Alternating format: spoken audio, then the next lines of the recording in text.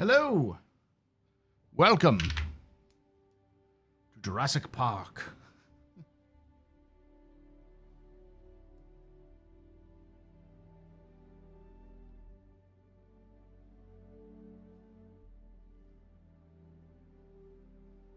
All right, let's get started, shall we?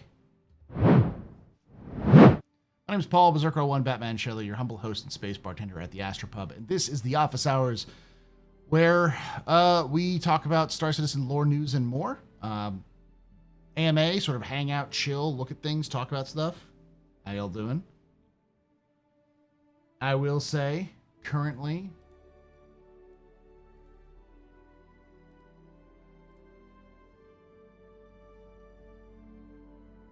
let's go into the current ship showdown.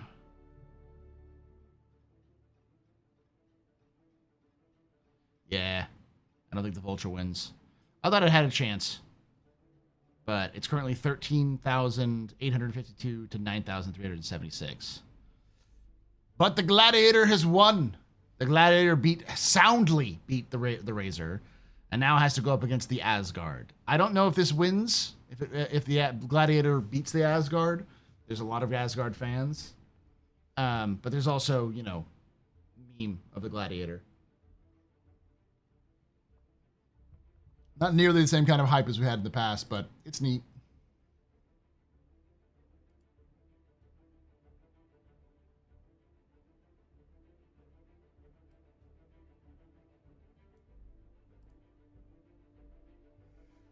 Shoo!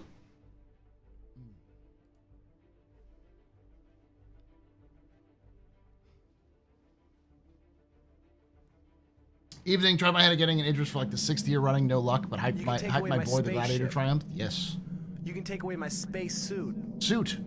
You can even take away my space lasers. No PPUs. But you can never, ever take away my space game.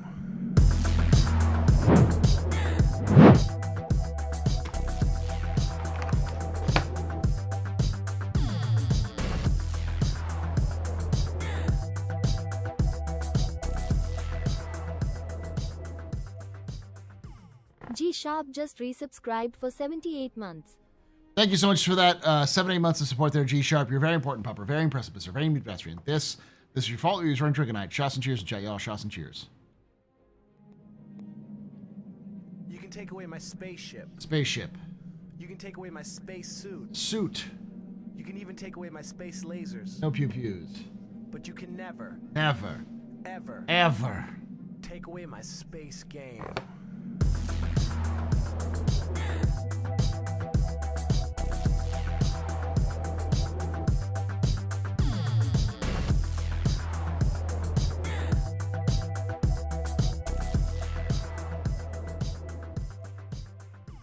Jenantanak just resubscribed for 70 months. Dance, monkey.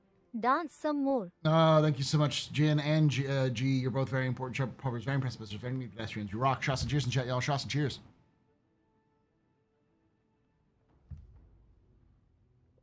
Got a hop train.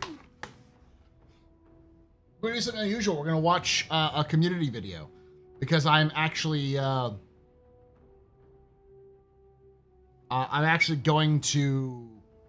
actually part of it. Actually, the community video. Wookie reached out to me 5 months ago to show you how long Wookie's been planning this with his extended plan for what he was going to do. Actually, I think it was pre 1.4.0. It might have been like 8 months ago, 9 months ago. Has anyone even seen the Idris in stock today? I don't think so. Thank you for them biddies. And he told me his extended plan for it was right after Scooter got regened. After Scooter got killed. In the storyline, he reached out and we were talking about his overall goals and his intent, and so I kind of gave him some back and forth, some advice and some experience with like what was going on like in the universe and like what he was asking for.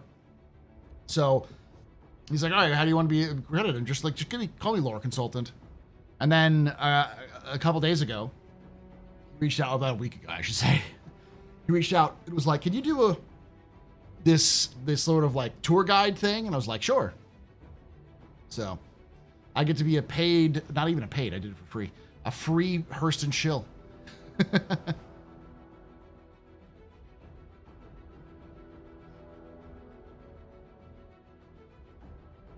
There's not been a nail biter close vote this showdown. There has almost never been a nail biter close vote.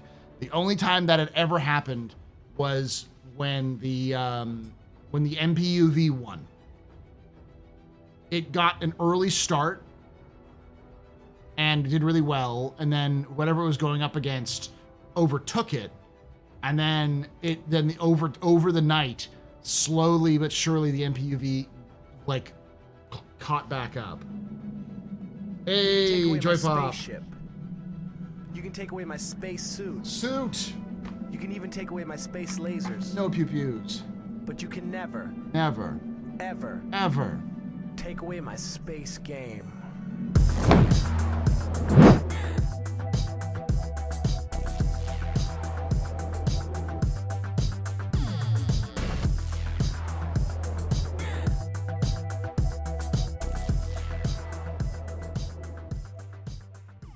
JoyPop_ just resubscribed for 38 months.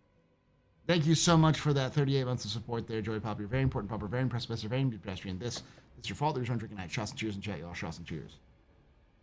And now there is a badge for voting. There never will be. What? What do you mean?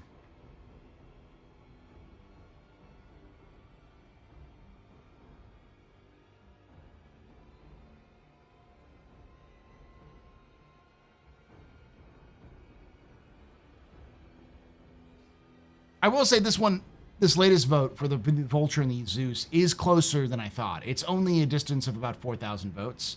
Less than 4,000 votes, or maybe a little around 4,000 votes. But, like, it's still technically early. Usually by now there would be a huge blowout, but...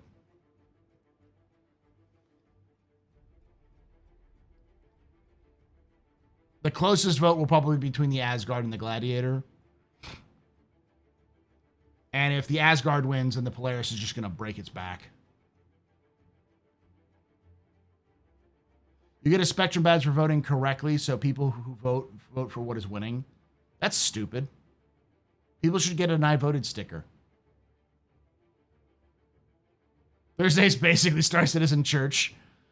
That means I'm the preacher, and that's a bad idea.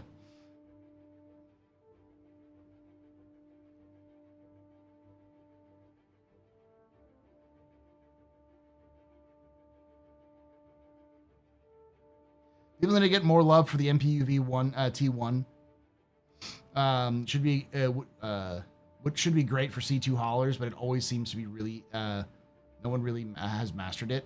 The reason why is because it takes up space. So no hauler wants to take up space that they could use with more cargo. Even though it's a really good tool, but the problem is that that tool is also better used with a ATLS. The ATLS is more portable and can do everything that the T can. Scooter has returned. All hail our Lord and Salesman.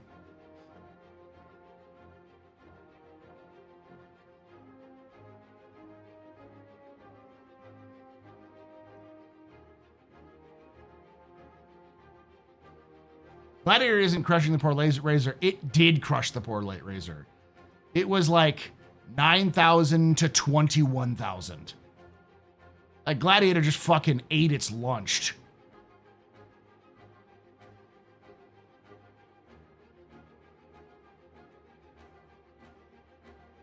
Let's watch his wolf vid.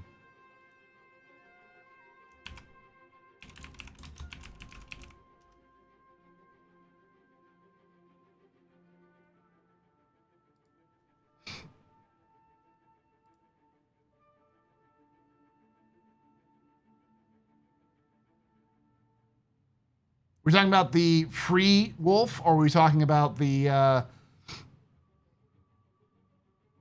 The update. Okay, I think it's a little different.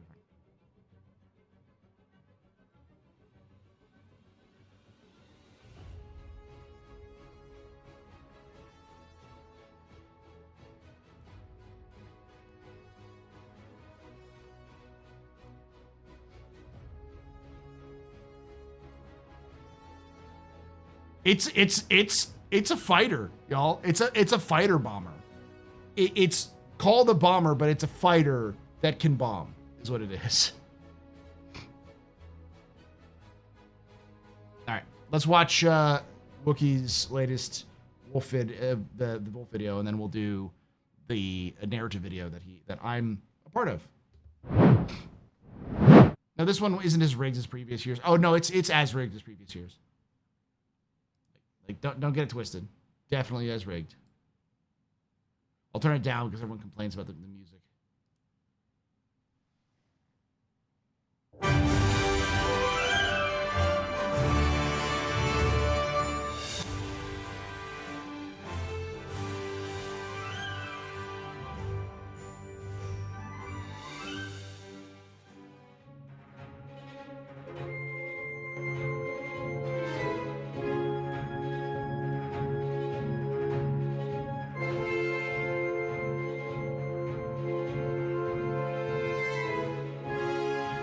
Yes, pre-recorded before the wolf even existed. All right, everybody, we have snuck it into Krueger's secret test facility, and we're gonna see if we can't get our hands on that new ship they got. Oh man, that's a good-looking ship.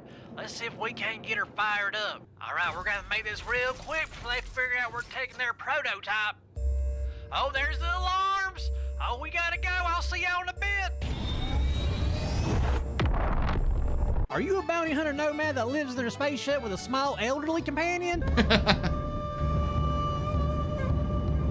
And you're just tired of having all that room for your bounties and your bunk beds? This is the way. And you're just wanting the downsize? Then what you need is the L21 We Only Like Fins, or Wolf. This Naboo Starfighter High Rod is perfect for bounty hunting, Bo. With his hideaway bespoke Gallon guns, them bounties will just think you're a pleasure craft until you whip them things out. And if they try to run, this old Timberwolf will run them down faster than a jackrabbit on maize, Bo. And once you capture that bounty, there ain't nothing but to strap them onto the side of the ship. Inside, it even has a nice big clock between your legs. And you ain't got to worry about swamp butting this ship with the dual turbo air induction pneumatic thermostat, or as we like to call it, the tank blaster. Woo, way it's hot in here. Let's get that AC pumping. What we got? Low, medium. We want high. We want high. And if you don't like that belly rudder on the bottom, you just bring it down here and we'll saw that old dingleberry right off for you, Bo. Oh, wait, my hand's cramping up on me. Hang on, let me go get something a little bit bigger. Hey, Billy, bring out the sawzall. All right, let her rip.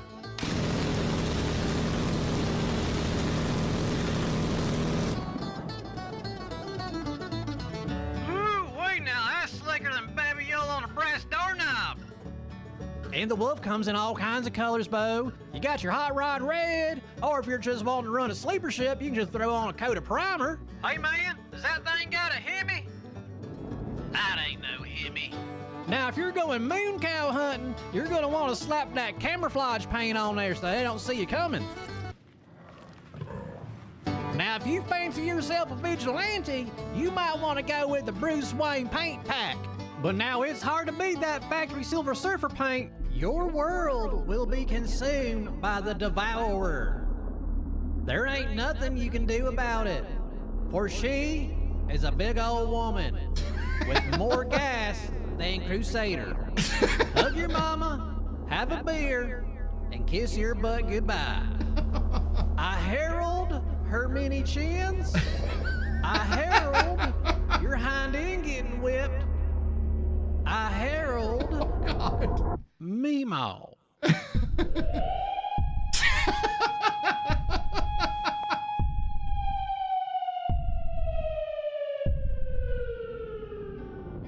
right, That's everybody. fucking Thanks for great. watching the video. I really appreciate it. To kick off 4.3, we're going to be giving away the Krueger L21 Wolf, courtesy of CIG.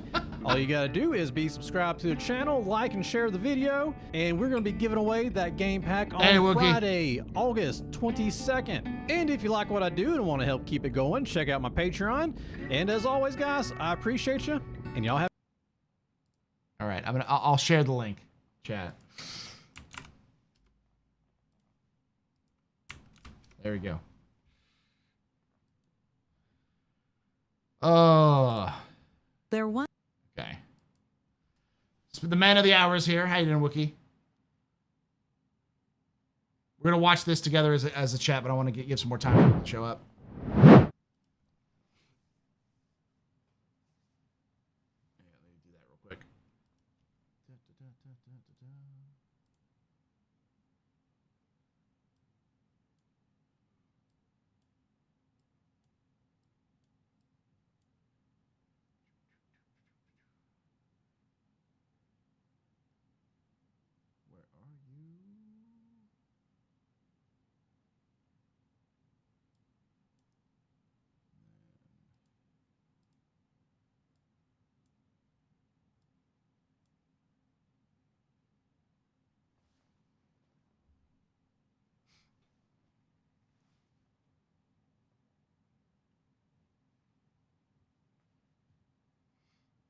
Are we pushing Gladiator?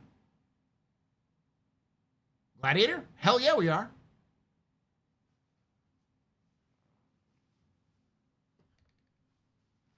The Gladiator is the best ship that no one wants to fly.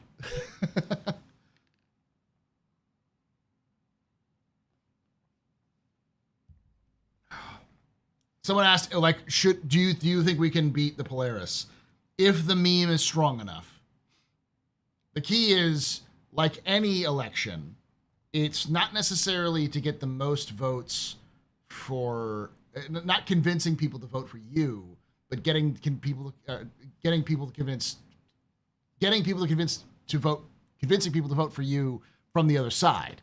You're not trying to convert people who are going to vote for the Polaris into voting for the Gladiator, because that doesn't make any sense. It's to encourage as many people who would vote for the Gladiator to vote for the Gladiator, and try to get as few people who would vote for the other ships to vote for them.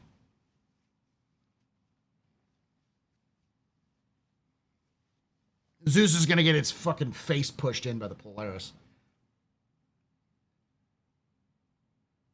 It's going to get a paint. No matter what, it's going to get a paint. I'll ride it all the way to the end to see if it wins. I don't know if it's going to beat the Asgard, because the Asgard has just so much utility. It would have to really push.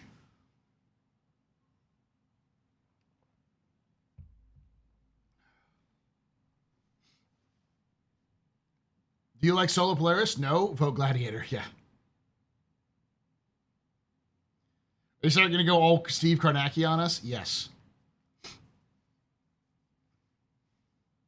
Listen, elections are simple. They're really, really simple. You get the more votes you get, you win. If you get more votes, you win. It's that simple. How you do that is simply getting more people to actually vote for you.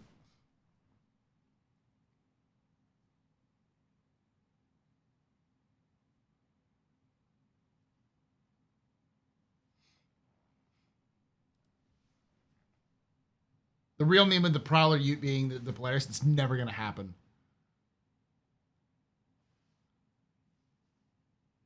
What about Wisconsin? The simple trick to deal with Wisconsin when you're having to do with anything about voting is nuke it. Just mass genocide on the state. No one will care. We'll move on. Sorry, but that's the cost to get the Gladiator to win Best in Show. That's it is what it is. I thought it was cheese. There's plenty of other places to get cheese. Oh yeah, the Gladiator just it punched its opponents to death. We're talking about Cleveland. Listen, Cleveland is part of Ohio, and no one can defeat Ohio. Ohio is an eldritch abomination that is going to herald the end of the world. No one actually runs Ohio. It simply just exists and runs itself. There's nobody in charge. It's just run by a mystical vibe elder creature that no one has seen. Like when the universe was created, Ohio was already 1,000 years old. Okay? That's how it is. I'm in Wisconsin. I'm sorry, Spicy. That's a lost vote if you've got Gladiator. But if Wisconsin is the difference between the winning of Gladiator winning and losing, you're just gonna have to take the bite the bullet, Spicy. It sounds like how I feel. No one's here. There's just vibes right now, man.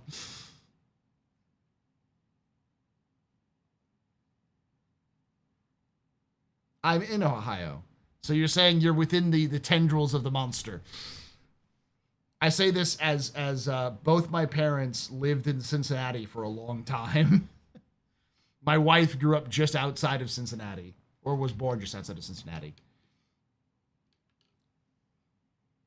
She makes the abomination chili, according to Texans. She makes Skyline chili.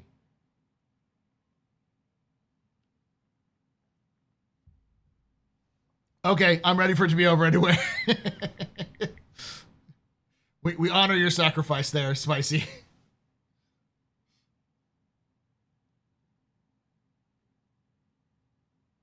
Oh, year 2 for Roadmap for Space Marine 2? Neat. Can we nuke Indiana instead? This place sucks. My wife was born in Indiana. She would probably agree.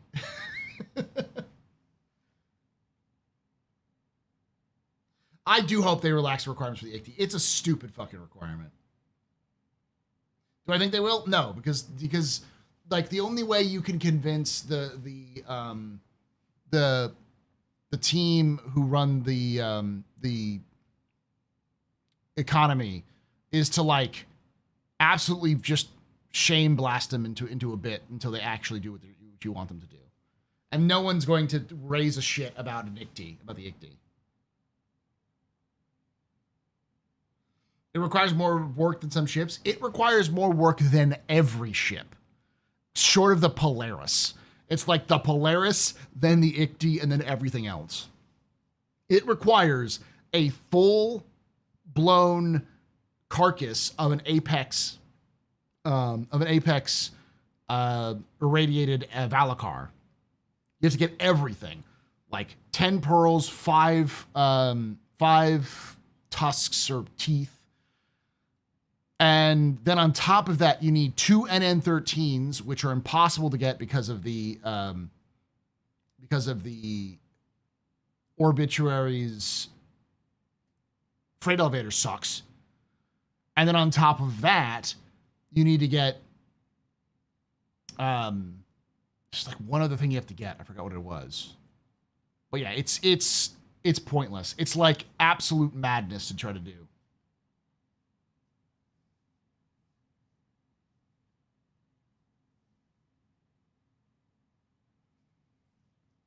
Get a Wiki Golem, get 2 NN13s, which is probably easier to get than than going to orbit.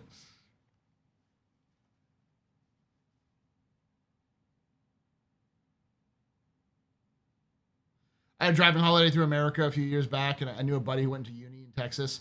So I asked him if there's any good place to go there. He was like, nope, keep driving. There's plenty of interesting places in Texas, but yeah. Unless you want to go see live shows and traffic.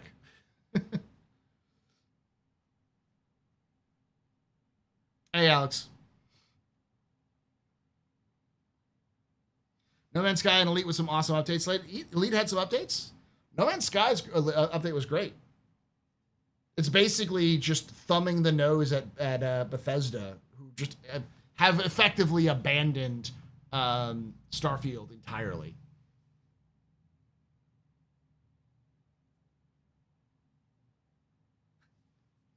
For an Icti, you must simply collect all 20 of Sauron's rings. You just have to divide by 0, chat. It's simple. Just divide by 0, and you can get the Icti. I don't know why anyone's complaining. You just have to go out and harvest the dark heart of a dying elder god in order to get an Icti. It's super easy.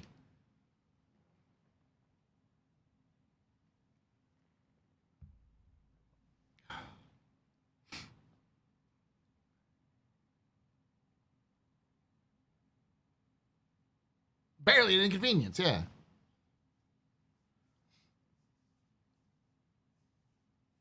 Not only did they add shipbuilding to No Man's Sky, they also introduced corvettes.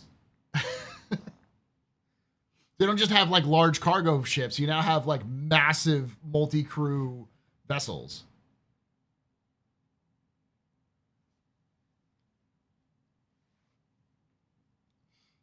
I think Wiki Wick is just, he is them experimenting with how to do gacha, how to do random rolls, because they don't have crafting yet. The problem is they have nothing, they have no interesting loot to give, so they're gatekeeping ships because ships is the only thing they understand. Hey, Joel, how you doing?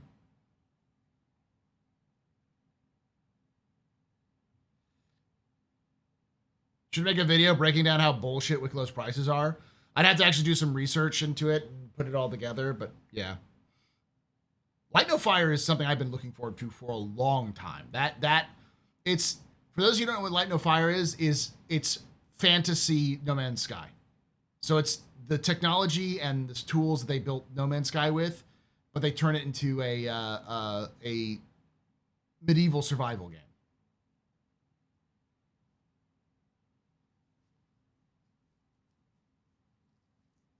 Does Wicklow use Wikipedia? No.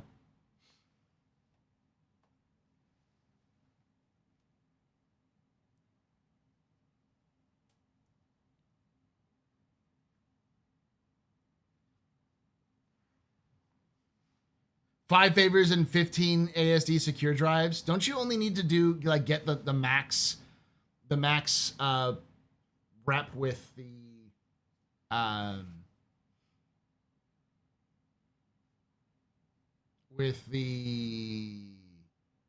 investigation missions, and then you just, every time you do an investigation mission after that, they give you some drives, or do you have to constantly do those?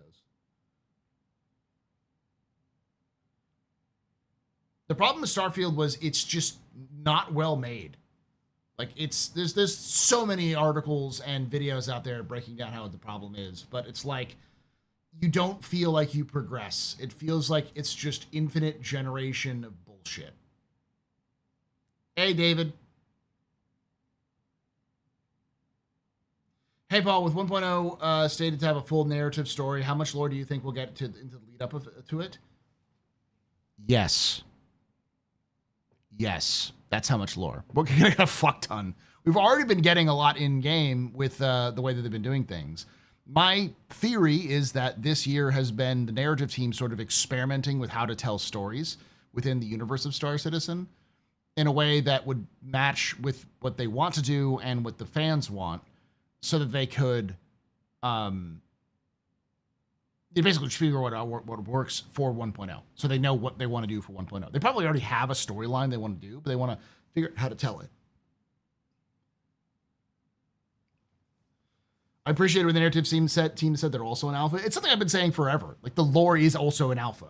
Does that mean fundamental aspects of the game are going to change? Maybe, but probably not. They've only changed fundamental aspects of the game once, which was to introduce regen. And that wasn't a retcon, it was an add-on. They basically said, by the way, this has only existed for 5 years. And they've turned it into an entire goddamn narrative arc.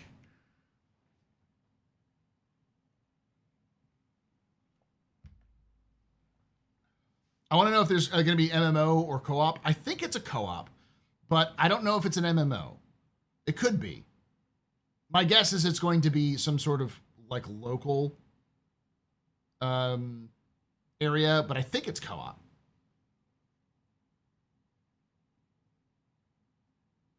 Go Team Glad, yes. I think it's MMO-ish. Okay.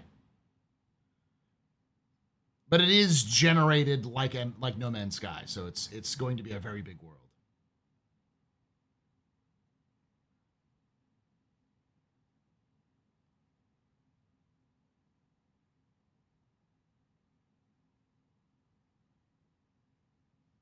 Yeah, that's the problem. The ICTY is four favors. I don't think it requires any favors. It requires 10 pearls, grade AA, 5 fangs, 2 NN13s, and then to get the Geo and an actual ATLS. And then get the Geo, you need 4 favors, 2 NN13s, and the orbital positioning comp board, the DCHS-5. That is insane. That is stupid, the amount you have to get for a jumpy ICTY.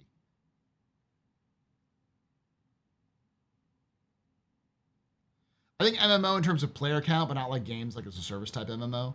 We don't have a lot of information on it, but I wouldn't be surprised if they did something like that.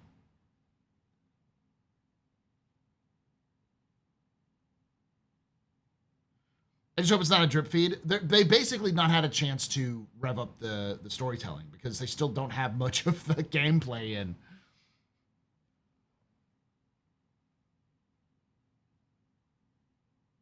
I will guess CIG is valuing the ICTY also by its popularity. It has no gameplay practicality. When it becomes more gameplay practical is by the time they make like the ICTY valuable for gameplay purposes is the time they're going to have the freaking Zeus out. The Zeus is just gonna like fucking punch the ICTY in the dick and you'll probably be able to purchase it. So like there's no reason to other than being nostalgic.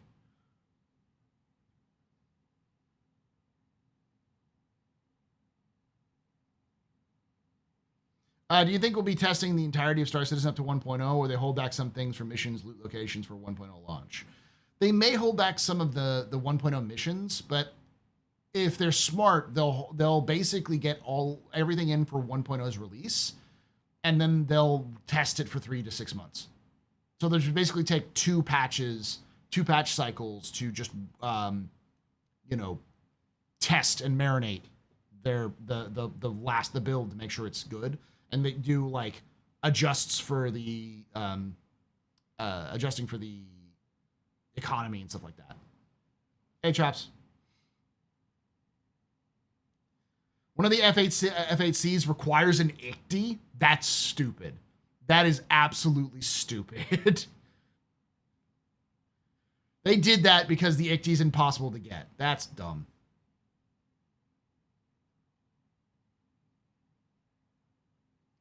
I mean, I could, but they won't listen to me. You have to get like the entire community to complain about how stupid the whole thing is.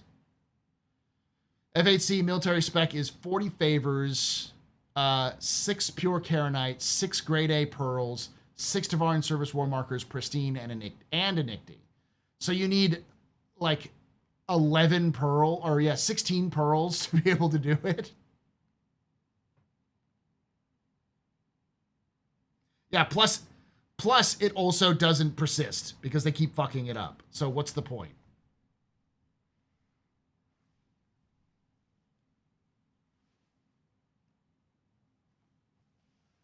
All right. Now that I'm all nice and revved up, I'm going to explain to you, for those of you who haven't seen, there has been an entire narrative arc that Scooter has gone through. Sometime around 4.0, Scooter died. And we began to learn a lot more about Scooter's family and background. And all of this has led up to this moment in the story, in the Scooter cinematic universe, as Wookie likes to call it. And I will say that I helped Wookie. Wookie already had this idea.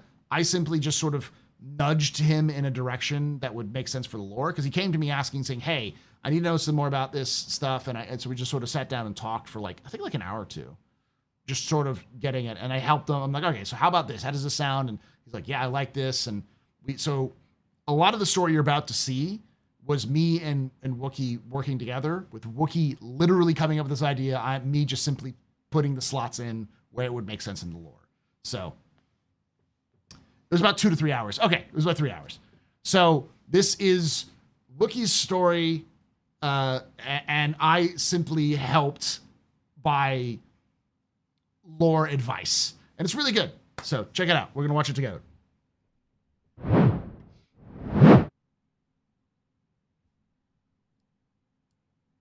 There once was a young man named Beauregard, a young man from an immensely powerful family who once lived a privileged life.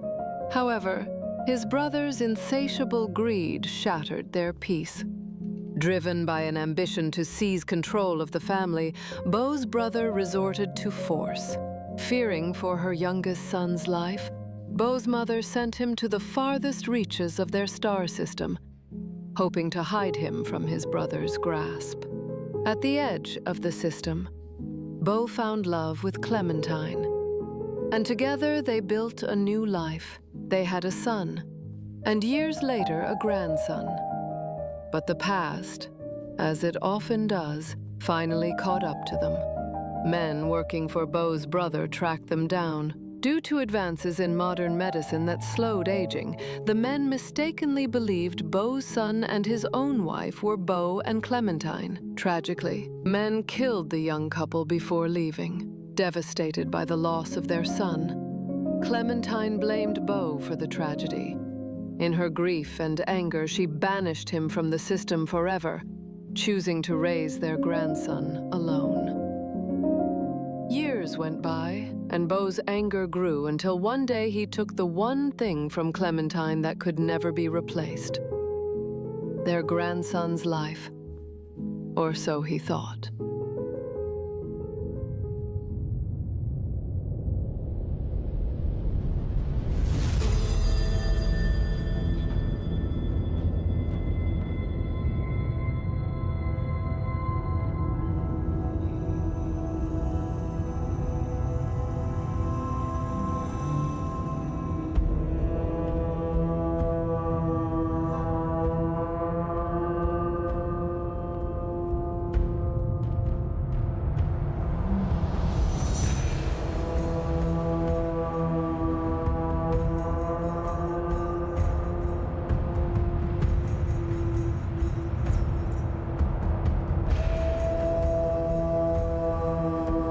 I love the smoke effects.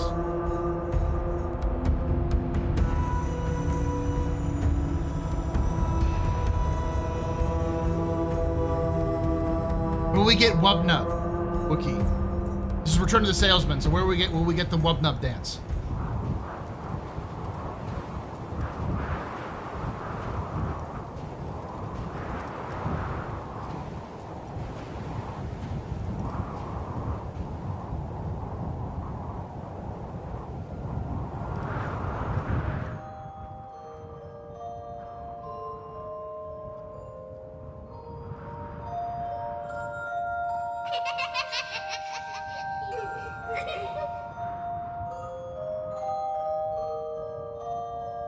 This is so well done. I watched it already. It's really good. Burn this place to the ground.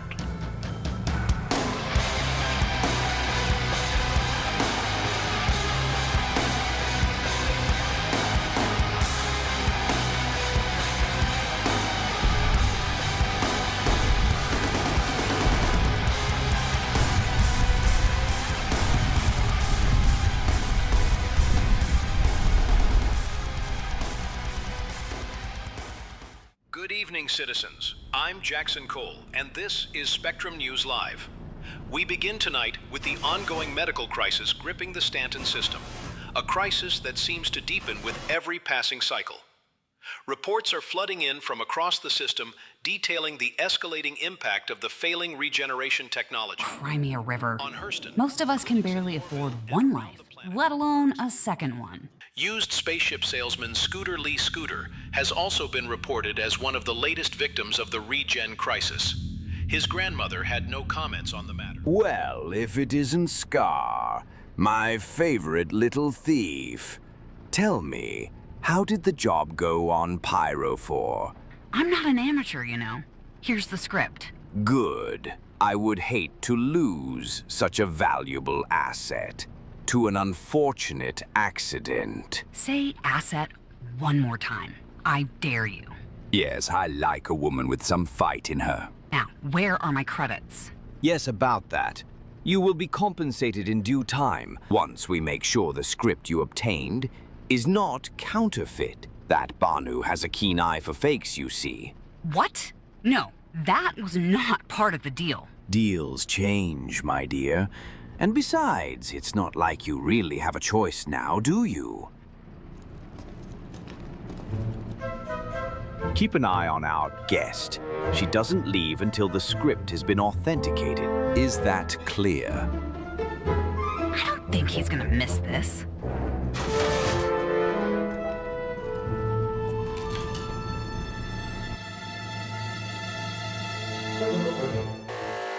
Then again, I could be wrong.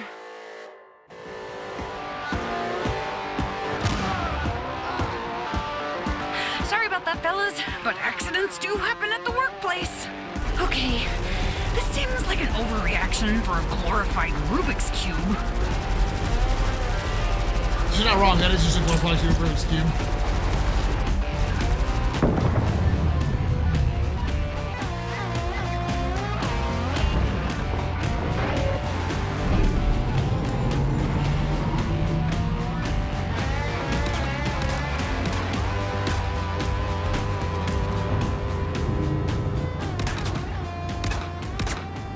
Scar, I do like that you play hard to get. Hurston Dynamics, run by the famed Hurston family, is one of the most renowned across the Empire, with a rich history in weapons manufacturing to protect humanity from any threat. Founded in 2438 by Solomon Hurston, the company has grown to become one of the most important industries in the entire UEE. Without it, we would have been overrun by enemy aliens or outlaws long ago. So thank you, Hurston, for everything you do.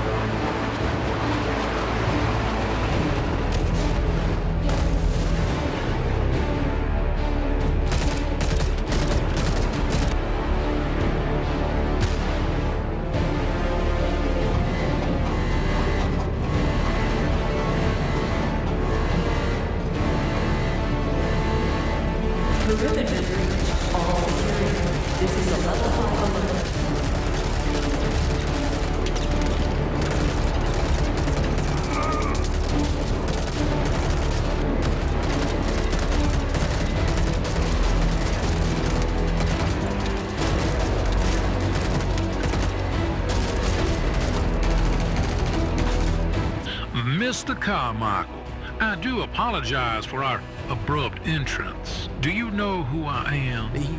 Yes, sir, I do. Well, good. That is going to save us a whole heap of trouble. I'm here to collect what is rightfully mine.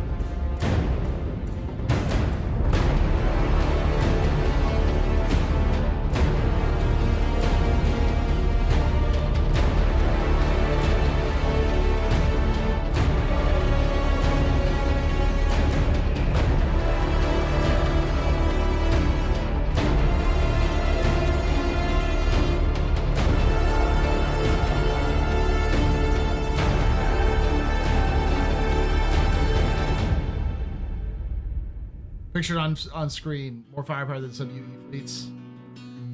Listen, he's a Hurston.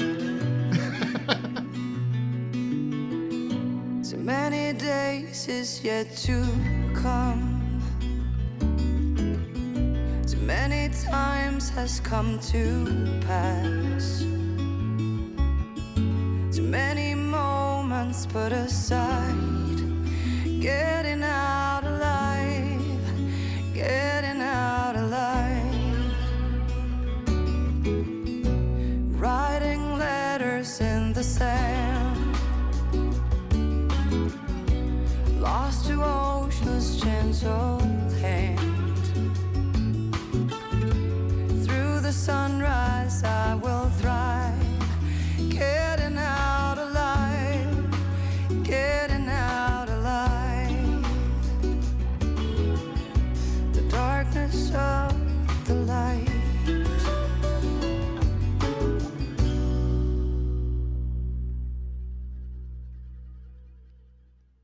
There we go. All right, so let's pull up some of this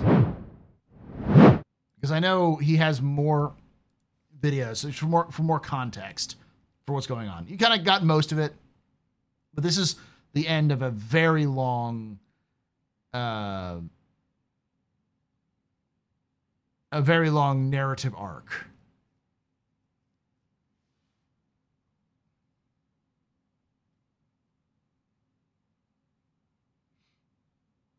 Let's see. I'm trying to think where it begins. The last sale, I think. Yeah. It was 6 months ago, though.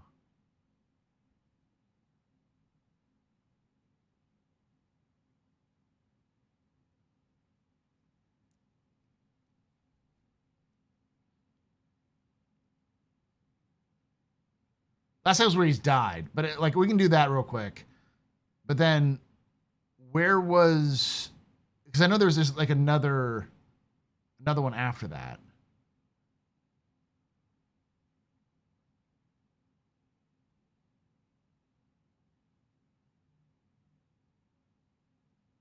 Awesome, Jin.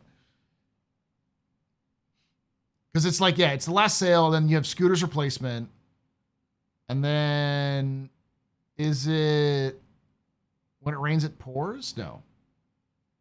A cinematic meeting?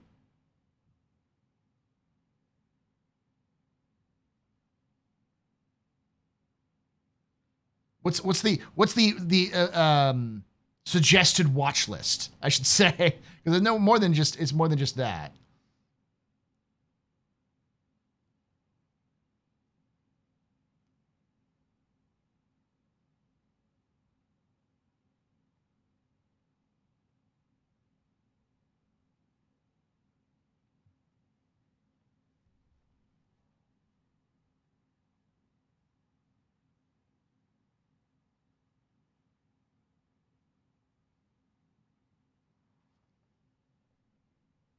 Bits and pieces in some of the sales videos. Okay. Let's do the last sale so you have an idea of how this started, and then we'll go to some of the sales vids.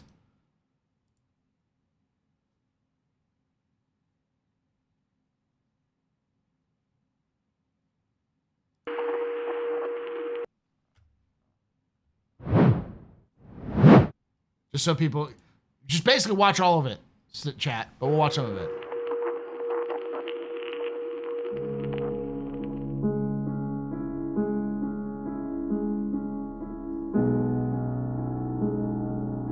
Of Death and Devil Dogs.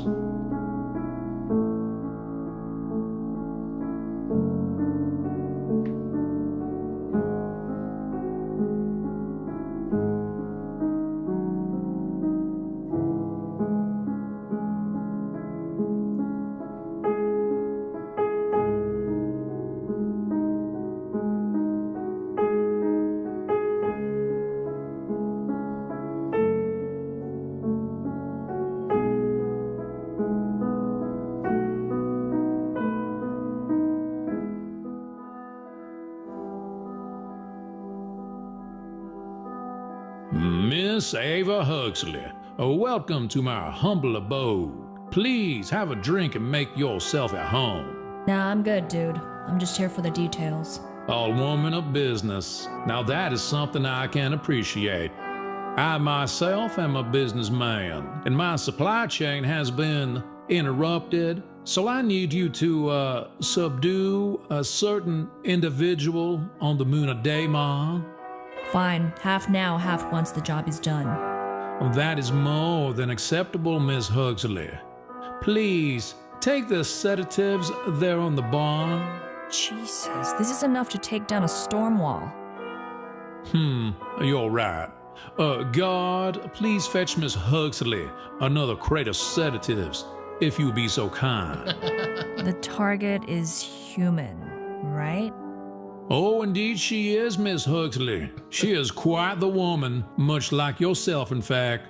Perhaps with a few more miles on her. I'll also be sending a few men with you as well. Thanks, but I work alone. Just think of them as cannon fodder. Things may get a bit lively. Oh, and Miss Huxley, you have yourself a good evening.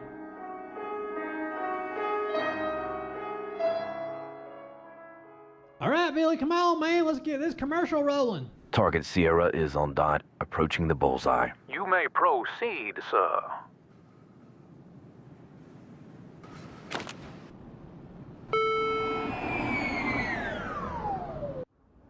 All right, Billy, is that thing rolling?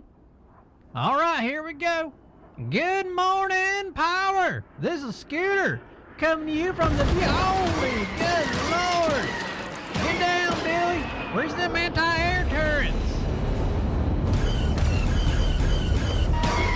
Come on, Billy, you better get that ass in here. We're on the wrong size of a size 5 laser cannon.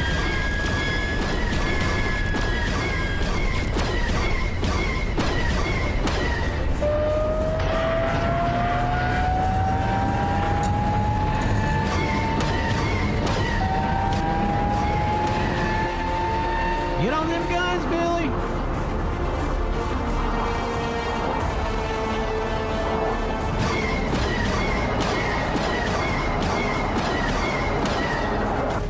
All right, Billy, she's all yours. Keep her steady, man. I'm going out back for a minute.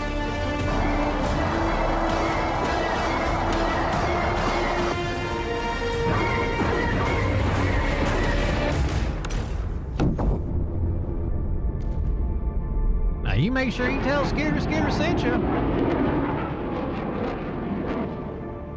Mimo, we were just attacked at the new ship lot. You're in Pyro, darling. That's gonna happen. I know, but this felt different.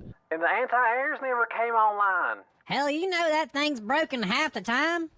I guess it could have been one of them birds. Flew into the fuse box again. Speaking of fuses, Seems like overkill for one old woman. I'm tired of coming out here, seeing all these sons of bitches throw all this carter out on the desert floor. I have to get out of here. Target is down. Move in. Mimo? Billy, Brios, kick it!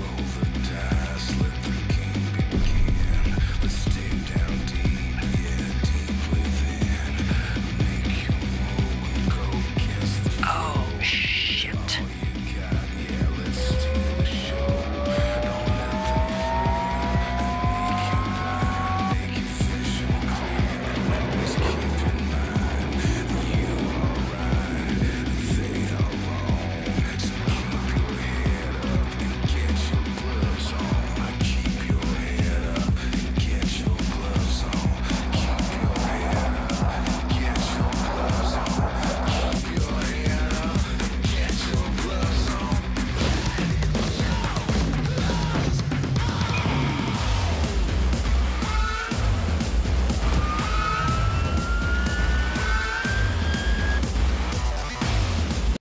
If you just had the Ichty, Wookie, this would have been the perfect moment for the Ichty.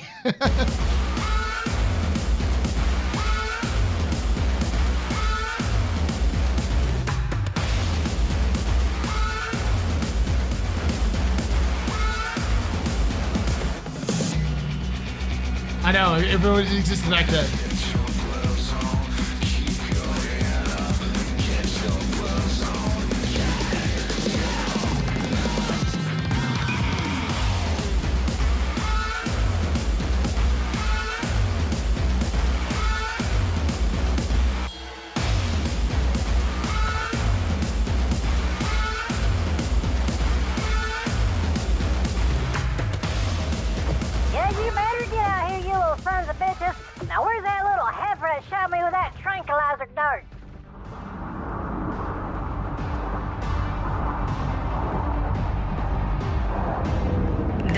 3, lethal force has been authorized.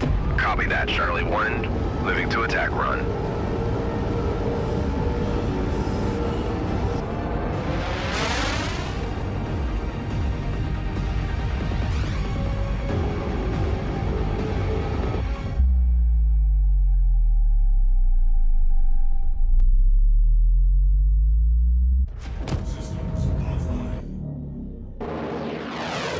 Son of a bitch! You stupid son of a bitch. Can we turn it off?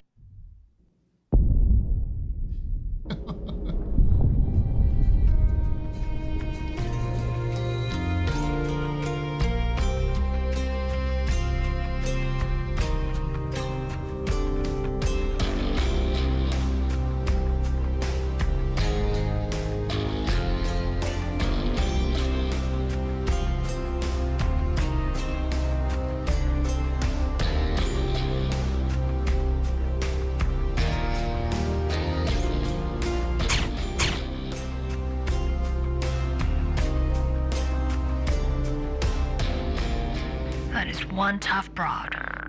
Scooter, we need a double dock spaceship.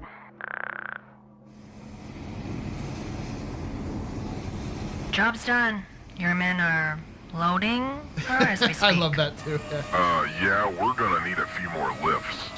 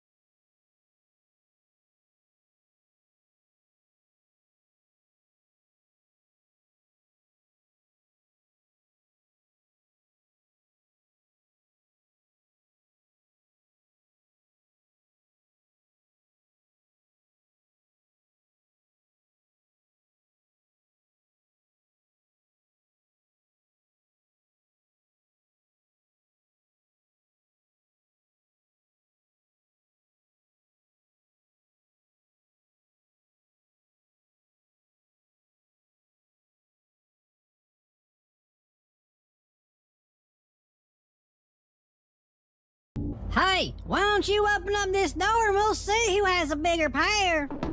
I know you can hear me, you slack-jawed son of a bitch.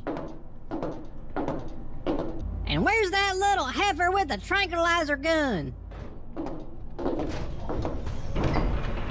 God, you may wait outside. My dearest Clementine, don't you look well? What in the hell are you doing here? Now, you know the nature of my business takes me to many systems. And pyro, well, pyro is quite lucrative nowadays. And with the war between the factions, there is quite the fortune to be made. We had an agreement. The agreement was to stay out of Stanton, which I have abided by. You lay one hand on my grandbaby's head, and I'm gonna tear that through your asshole. Clementine, you are just as fiery as the day I met you. But you see, while I do admire your gumption, you and the boy have just reached too far beyond your means. And that is something I cannot allow.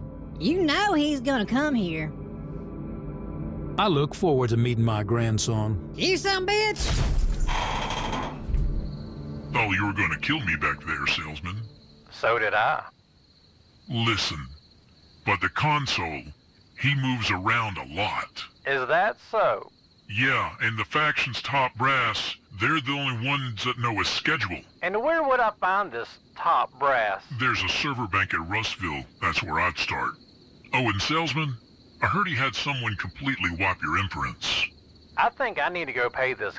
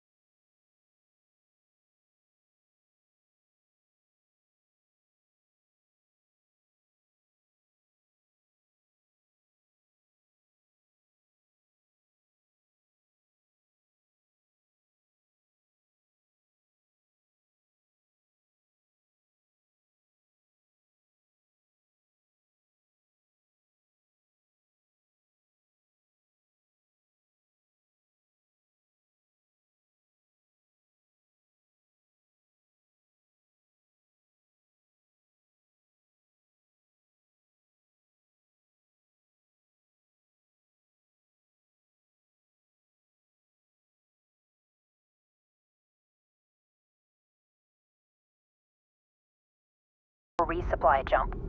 Ensign, you may proceed. By the way, if you didn't get it, the factions he's in charge of the frontier fighters in this narrative. You may come in. Consul, we'll be arriving at Bloom shortly, and your medical imprint has been Notice they're wearing frontier fighter armor. transferred to the ship. Well, thank you kindly, sir. And keep me apprised on the weapons transfer. Cargo vessel Lima Delta, you are clear to approach.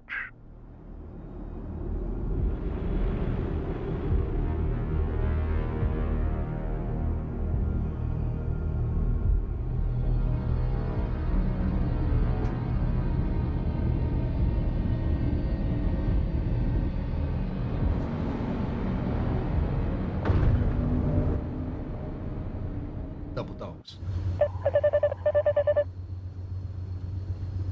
Security codes check out. Cutter, you are cleared to land. Keep all weapons stowed while disembarking.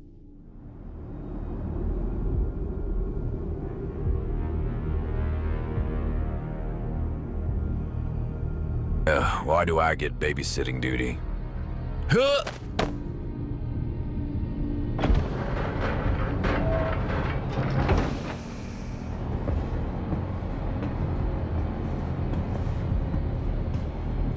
The contact is not one of ours. It's the salesman. He stole our codes. When you want something done right, you just have to do it yourself.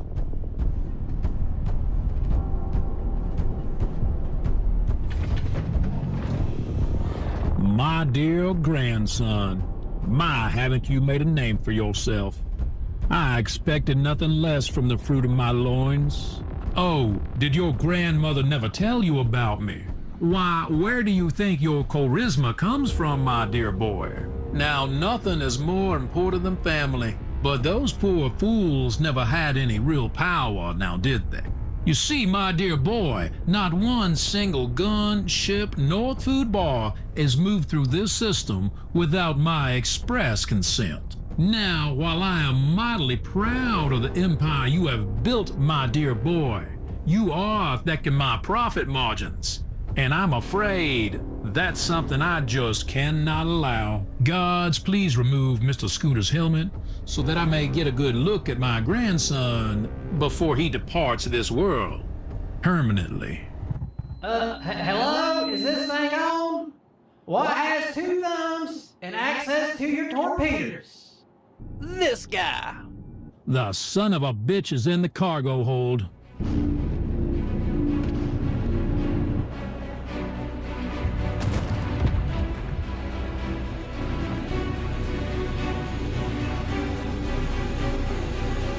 Billy.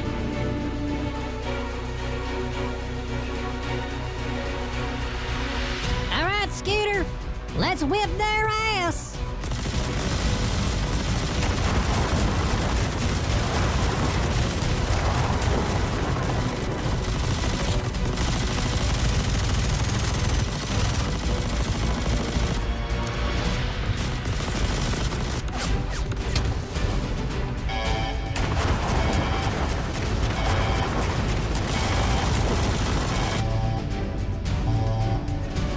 Please evacuate ship. I'm on break.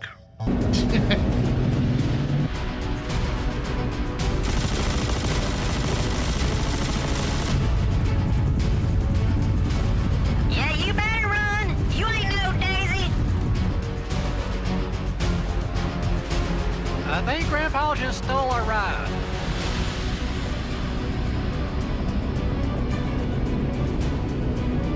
Shuttle launch is not recommended. Oh, shut up, you old tin.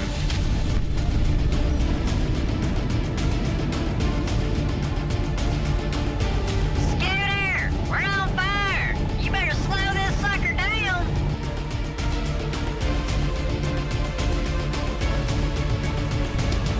Oh, hang in there, girl. We're almost there.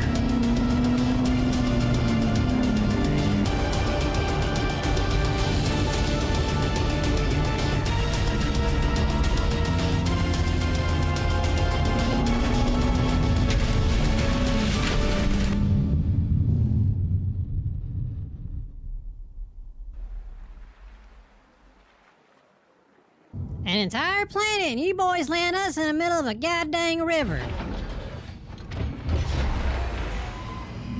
Now you're gonna cause me to get my good spacesuit wet? Damn it, Billy, don't you splash that water on me. Oh, to hell with it.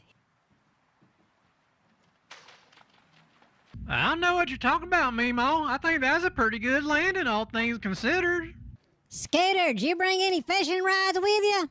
Mimo, between stuffing myself in a double dog container and getting you off of this Polaris, I didn't have time for any fishing rods.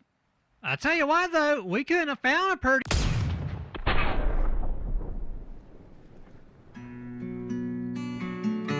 Rest in peace, grandson.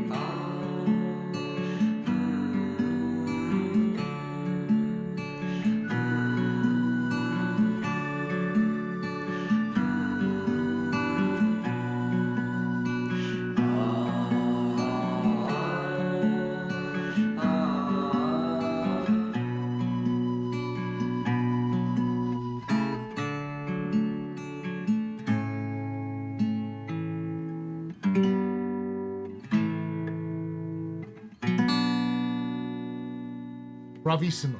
Bravissimo.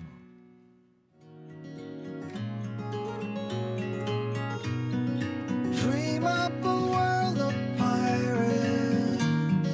Climb the highest tree, fall down. Mama, I'm fine, don't worry. Go back out to sea, sail home, sweet home, where the ships must go to get all cleaned up and put away. Call it a day.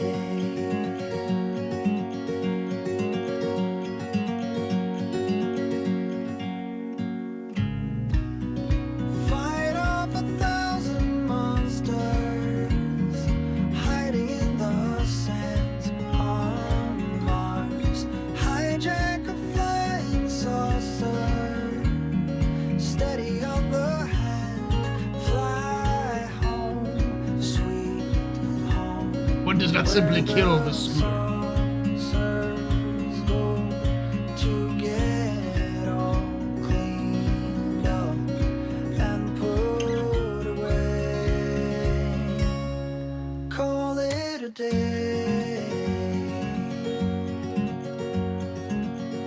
By the way, people legitimately, when this originally came out, people thought Wookie had actually killed Scooter. Because they didn't watch all the way to the end.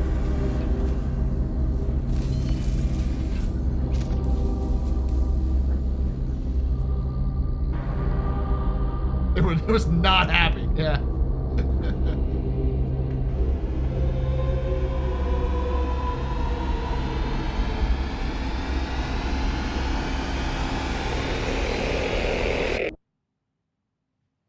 Awesome.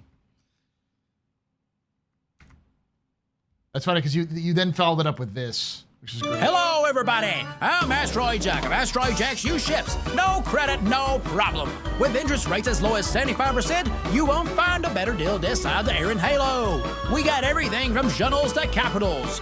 Don't let anyone else put a crater in your wallet before you come see me, Asteroid Jack. And don't forget to use our special discount code RIPUANU1.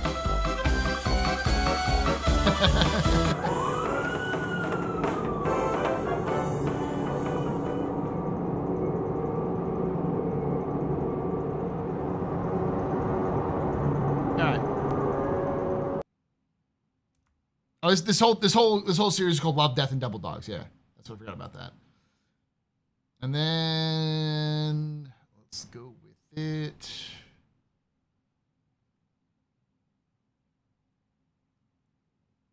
It was the Carrick, right?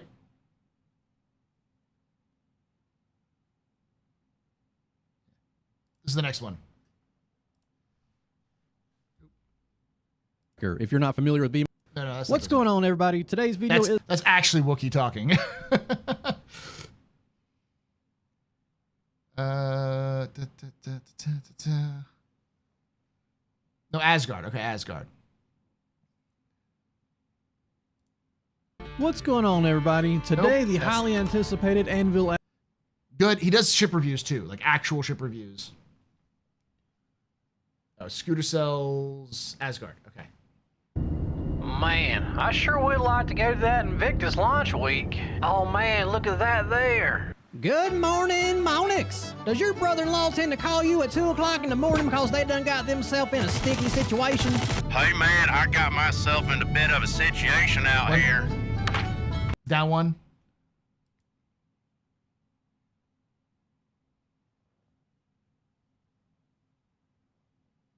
Oh, this one.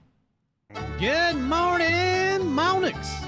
Are you needing to transport heavy equipment but a Herc is too big and a Valkyrie's too small? Then you need the brand new Anvil Asgard. The Asgard is big enough to fit a Nova tank or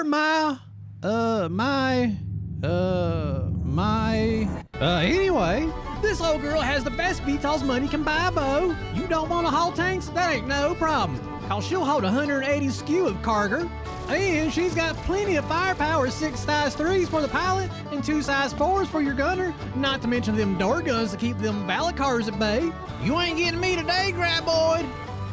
And this old girl will haul anything, Bo. Hover bikes, tumblers, rock miners, or even... Man, that regen really did a number on that guy. If that ain't got enough firepower for you, she's also got 16 size 3 missiles. Inside, she has all the amenities a Dumbo dropship needs, like storage, bunk beds, and an espresso machine. Yeah, I'd like a coffee. 1 Valakar extract coming up. No, I said a coffee. All right, if you want to take this old girl for a test flight, you come on down, you tell. New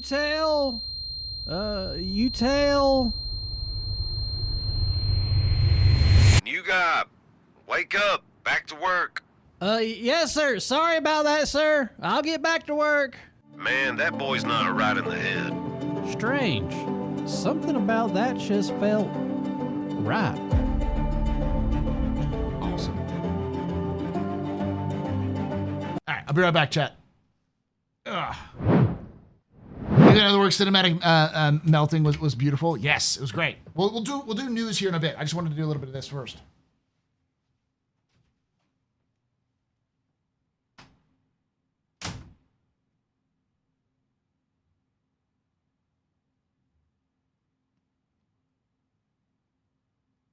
Weapons free, y'all.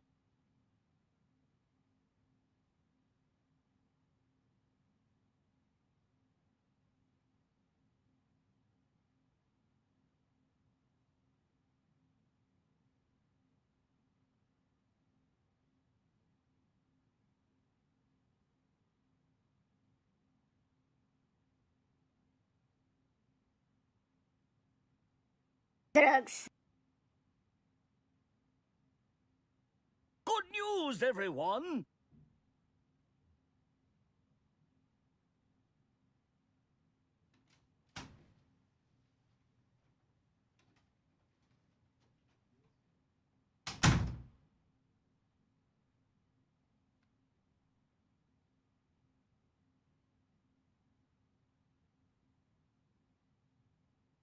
Genesis?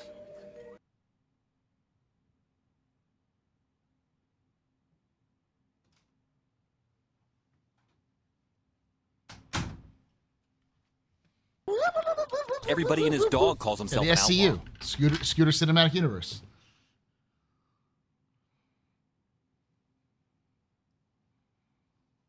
Ended up being so long. What you should do, Wookie, Wookie, what you should do is you should take the entire Love, Death, and Double Dogs and edit it into a single long video once you're done. And just call it Love, Death, and Double Dogs. He got better. That's how he just did. That's how he died.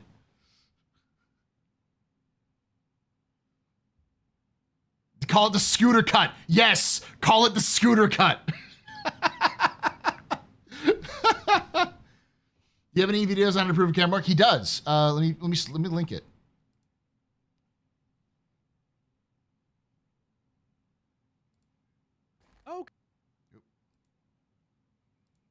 Okay, what's going on, everybody?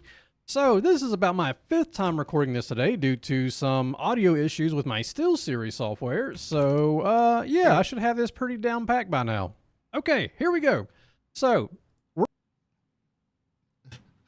that's the plan, but I love the name. That would be amazing.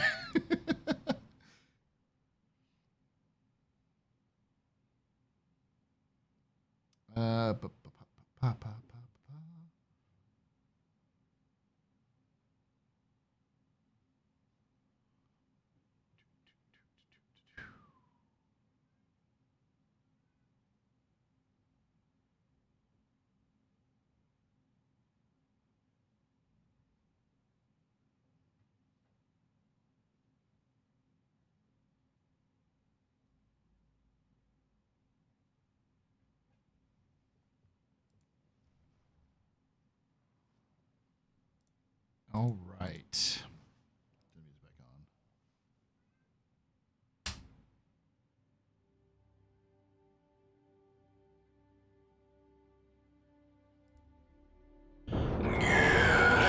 All right.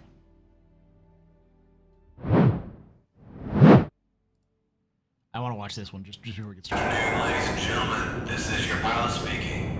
The weather is currently negative 20 degrees with a 100% chance of laser fire. Welcome to Daymore. I love the smell of gunfire in the morning.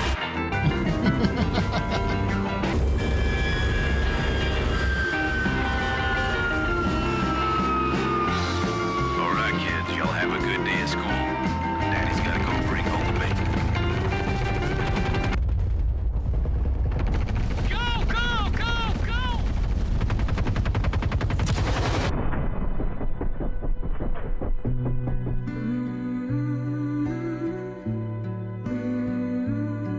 Yeah.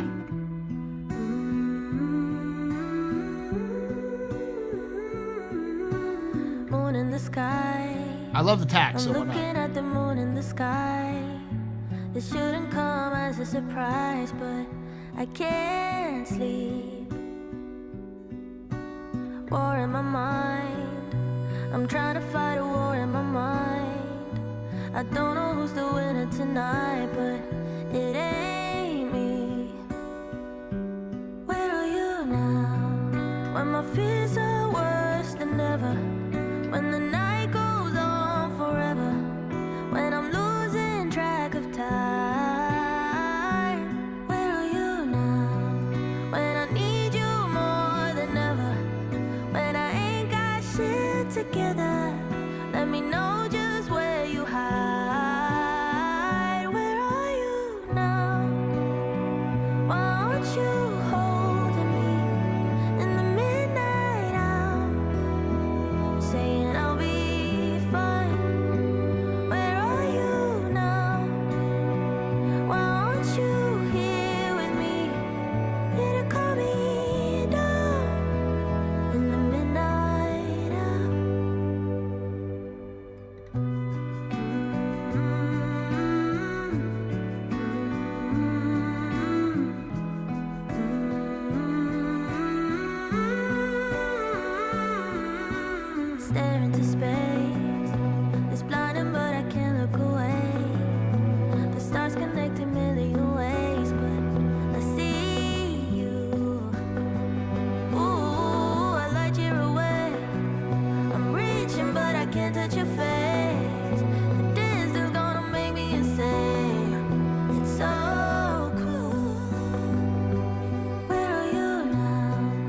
my fears are worse than ever.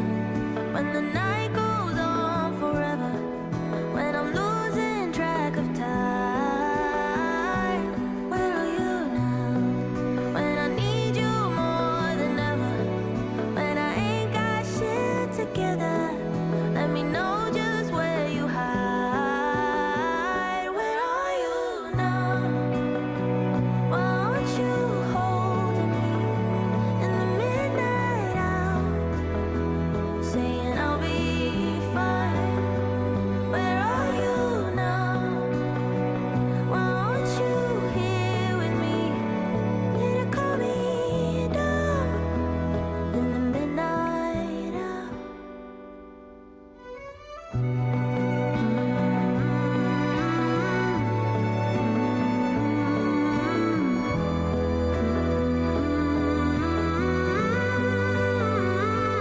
You are really good at those panning shots. You're really good at those panning shots. All right, go watch Wookie. He doesn't have enough views. You should watch his videos more.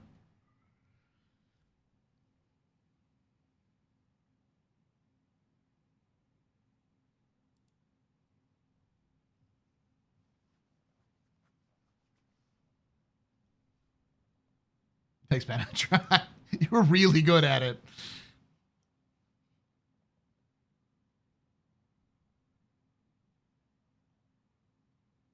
Reminds me of the potential this game has. Yeah. Well, I mean, there's an entire community. So the one thing that I can tell you is that there are entire subsets of this community that are tiny niche groups. The machinima community for Star Citizen is incredibly tight. Like, the reason why you saw Huxley in the death of Scooter is because I know you work with the people who make Huxley. It was EE Studios who makes them. And then, you know, EE Studios works with, I gotta remember the name. Yeah. Crossover. Is this a crossover episode? Let me see the name of the freaking group. Hubnet. Zark Media does their own thing, which is really cool.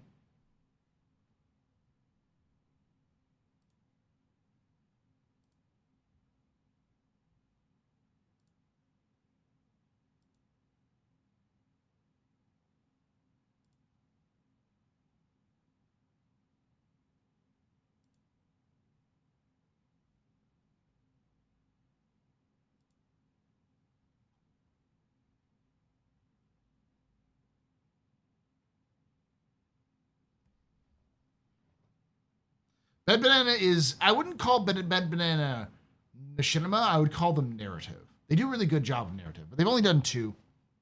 They'll show up every so often with the major events to talk, but...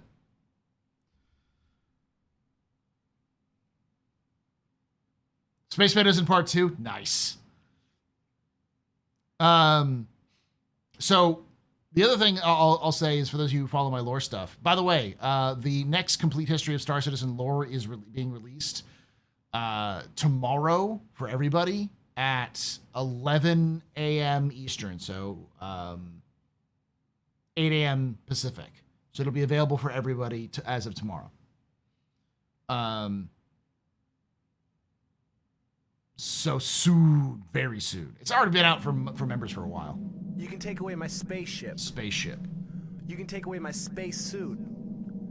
You can even take away my space lasers. But you can never, ever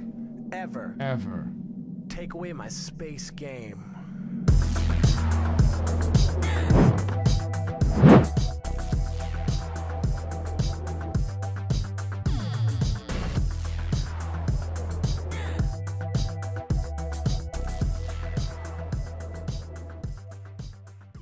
Knowledge Lambo 1 just resubscribed for 17 months. There's beans everywhere. They're flowing everywhere, like dementors. Can you help me count them, please? I have no idea what that's a reference to, but that's funny. Thank you so much for that 17 months of support. You're very important, Papa. Very impressive. Mr. Any pedestrian. You rock. Shots and cheers in chat, y'all. Shots and cheers. Oh. I like it when there's a crossover. We're all in the same universe, except now I can only view this channel as a Kirsten propaganda front. Well, see, here's the thing. I want to do eventually a sort of lore video, but it's done in the in universe in the style of Anthony Bourdain, and where I go throughout the entirety of the Stanton system and sort of like each planet gets its own coverage. And when I pitched that I'm gonna have to take a look at what's going on with Galactopedia. And when I told that to Wookie. Wookie's like, yeah, I'd love to help you out with that one. Because the idea I had was to hook up with various people I know who've done like cinematic stuff and have them be part of the like documentary. Yes. To have like interview Scooter and Mima and that kind of stuff about being like a local resident on Daymar. But you know, like do an entire episode on Daymar talking about or like Crusader's Moon, talking about like the Flysa, going to visit the Flysa and filming at the Flysa and discussing the event, and interspiced with like footage and or like just, you know, still images and stuff. And then, you know, talking about the Jumptown Wars and how they happened, and talking a little bit about the formation of the Drinks all around. Nine Tails.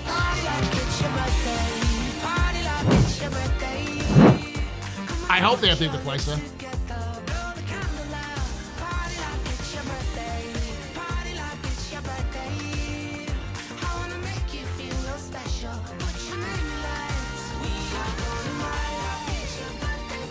Thank you, Wookie.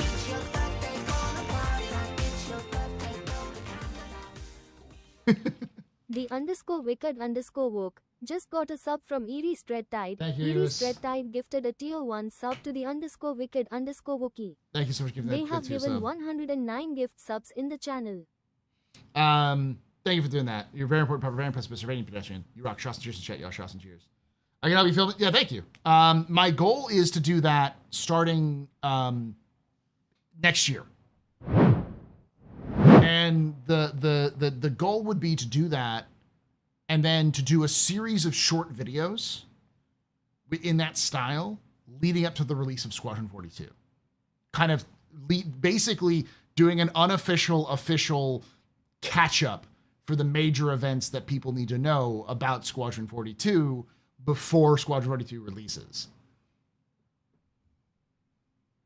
I originally pitched this idea. I haven't officially pitched it to CIG yet, and I probably should do that. But the idea would be to do it with their capture team, to like work with their capture team and do a series of short cinematics, like not even cinematics, but just like a short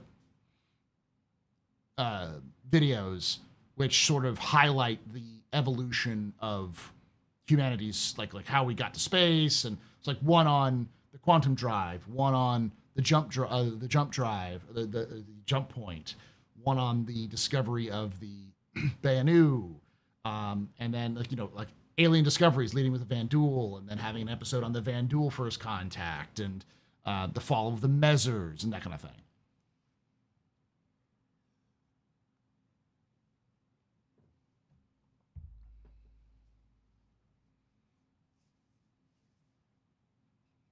Nothing's possible about the love and support of all the small groups racing against each other. For example, I wouldn't have had such a great esports racing platform if it wasn't for the Astropub supporting the Crux Cup before me. Did you know the Astropub is the credits for our 10-year Star Citizen? Oh, I am? Thank you. Yeah, I've been trying to help out all the little groups when I can, because they're all cool and I want to see them more succeed. So.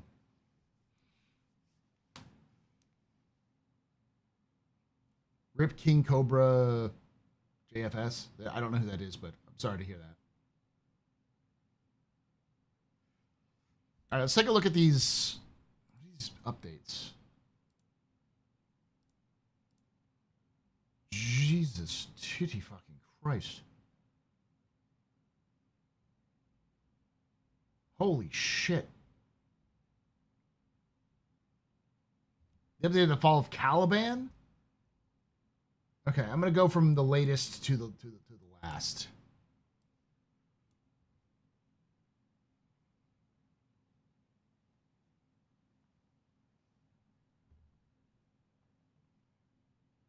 How's life been? It's been like 3 weeks since you've been online.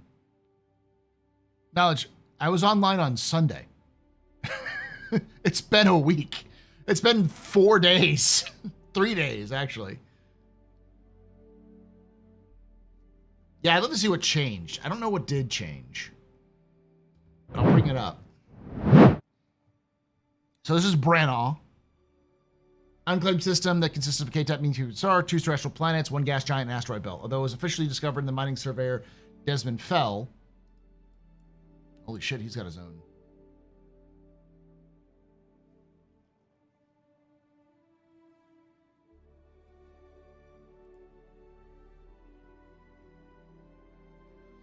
Initial surveys, he located the crashed ship in the body of explorer Teresa Branagh, who had gone missing for 4 years prior. The UE ultimately chose not to claim the system after the Senate Subcommittee on Expansion delivered an analysis that showed that the potential resource gleaned from the system would barely offset the cost of development.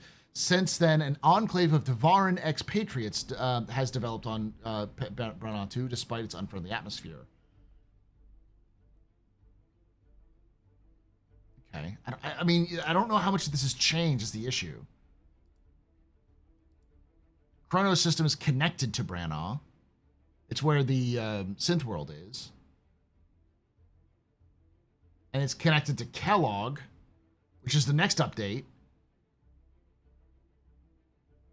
Fair Chance Act.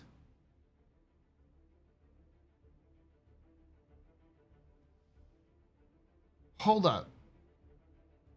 Is CIG accidentally releasing their planned release of the systems?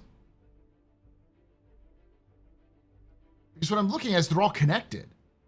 You've got the Kellogg system, which is connected to Kronos, Odin, Vector, and Virgil. No. Odin is also... It hasn't been updated, but Odin is one of those systems that we know is going to be in there. Because the next one that's been updated is the Orion system. And Orion is definitely not on that list of the new systems. Then we've got the fall of Caliban,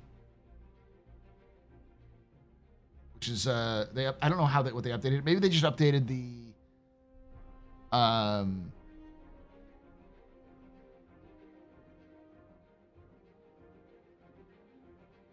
some of the details.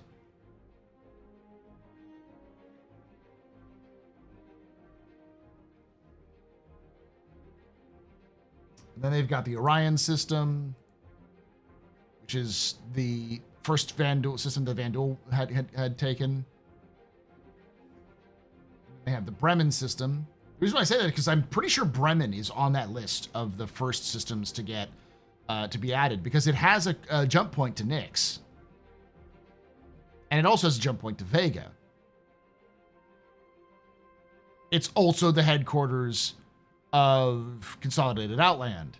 Hurston also has a satellite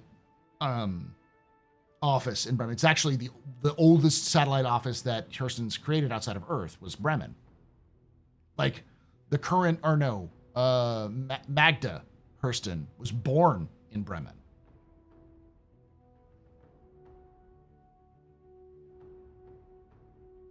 They have the 42 systems around 3. Well, Bremen is theorized to be in Squadron because Vega is connected to Bremen. And the other system they updated is the Vega system. They literally just updated that.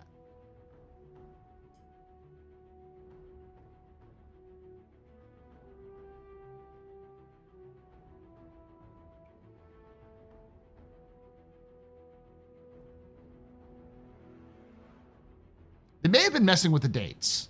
Not too much, though. Because, like, this is the same. Human colonial expansion era. It was discovered in 2402, which is about right. They talk about Far Star.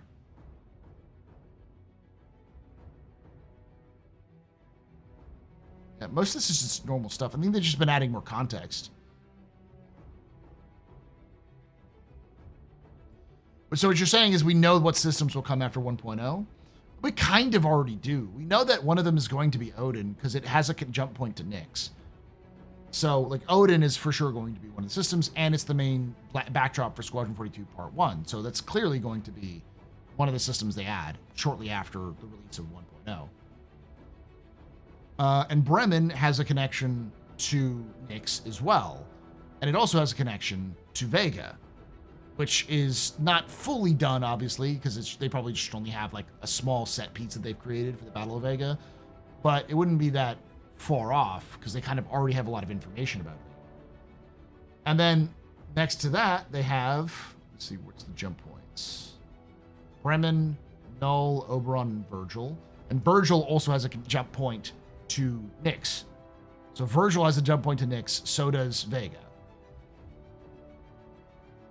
Then they have the Genesis system, which has Charon, Kurel, and Tyrannus, which we haven't seen any evidence these were going to be there. I don't know why that was there. And then we have the Orion system, which is literally the... And the Alka system, which is the Xi'an system, which is connected to none of the other systems that we've seen before. Then we have the Oberon system, which is directly connected to Virgil and Vega, and Caliban, and Tiber, and Null. And then they updated the Kurel system,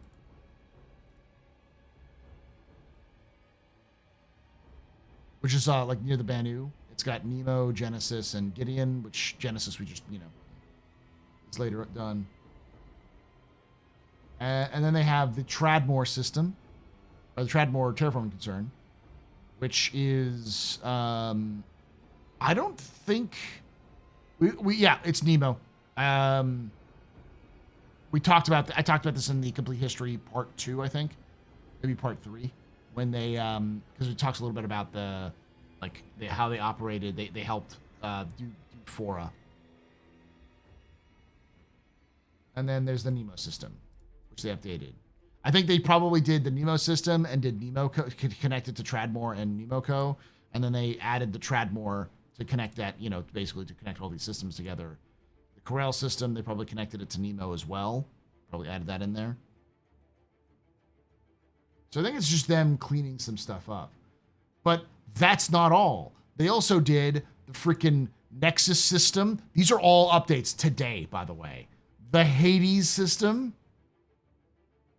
my beloved, which is connected to Cathcart, Nemo, and Nexus. Nexus, by the way, is connected to Cathcart, Ellis, Hades, and Min. Cathcart being the awesome one, Ellis being the one that's connected to Magnus. And then they also updated the Cabal system twice, by the way, which is only connected to Lear. Then they updated the Tamsa system. These, again, this is all, these were all, some of these were yesterday. The last 2 days, they've been updating like every system. The Lear system, Jesus, titty fucking Christ. Yeah. No, it's every system. So the systems they've listed on here that I've seen that have updated: Croshaw, Null, Davian, Farron, Idris, Kano, Cathcart, Centauri, Fora, Banshee. So that's 10 so far. Lear, Tamsa, Cabal, Hades, Nexus, Nemo, Kurel, Oberon, Alka, Orion, Genesis. So it's like, we're at like 21 systems, I think, so far. Maybe my math is off there.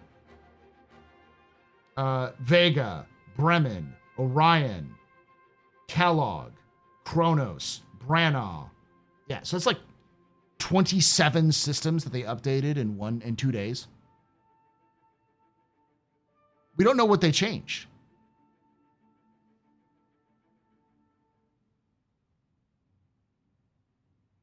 Yeah, if we had a change log, we'd understand what the heck they changed.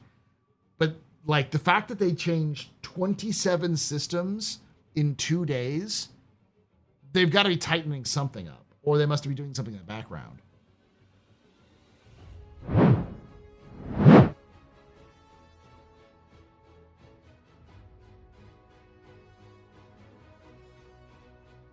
Well, I got to see who I can get. I'm gonna see who, if anyone's up for it, but.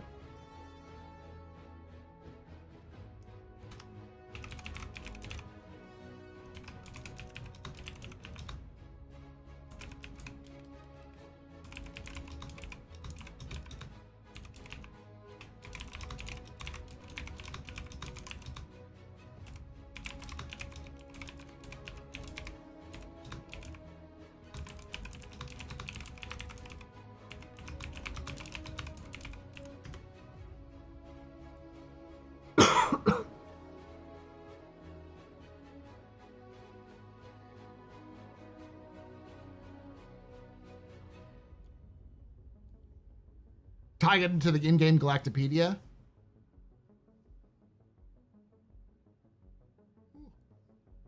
Maybe. The thing is we just don't know a lot about what was being updated.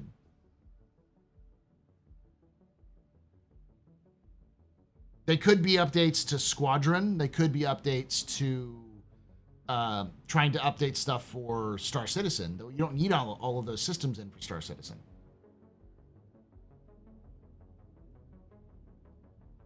Probably just some tidying up missing or incorrect links, typos, old outdated lore. Possibly, but nothing seems to be, maybe just like small changes here and there. There didn't seem to be a lot of year changes. But 27 systems is a lot. Even if that's just like a sentence here, here and there, that means they went over almost every system. Remember, in total, if Star Citizen was to fully release everything they planned on releasing, that's 100 systems. And of those 100 systems, like at least 10 of them, I think, are just completely unknown. So you've got 90 systems, and of the 90 systems, 27 of them were updated. That's a fuck ton. All these systems are coming out in July 2026, trust me. We're not getting any new systems until CIG can get dynamic server meshing done.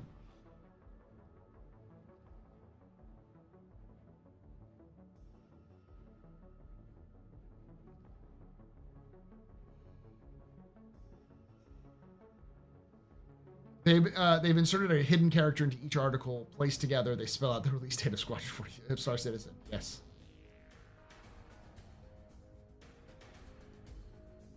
So CIG has updated 27 systems in the Galactopedia in the last 2 days. I could list them off, but it's a lot. I have a bot that basically scrapes anytime there's been an update to the site, and it's been made public. And starting yesterday at 4:49, or no, I'm sorry, yesterday at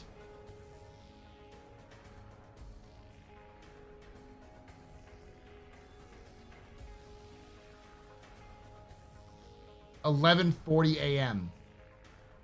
Central Time, so 12:40 a.m. Eastern. They started updating systems, and they didn't stop updating the systems until today.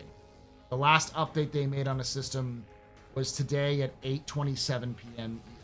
Central, so 9:27 Eastern.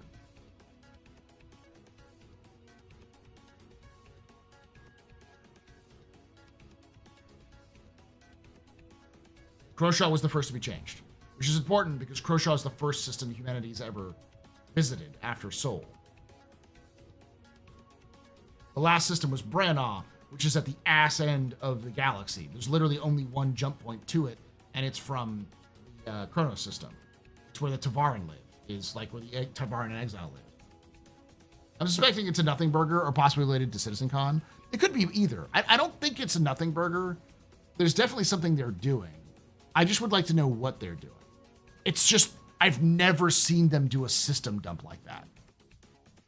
Usually it's like a system and then things that are like the planets that are around the system and like some other things like that. They just like add a system and then a bunch of other things. But since they've gone mostly radio silent on these updates, because they used to tell us when they did updates, these, I think we're all in there already.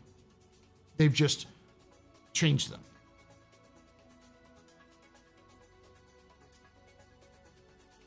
It's probably nothing exciting to 99% of the community, but this stream isn't 99% of the community. This is the stream that houses a lot of folks here who I have somehow turned into brain diseased folks who are as into the lore as I am.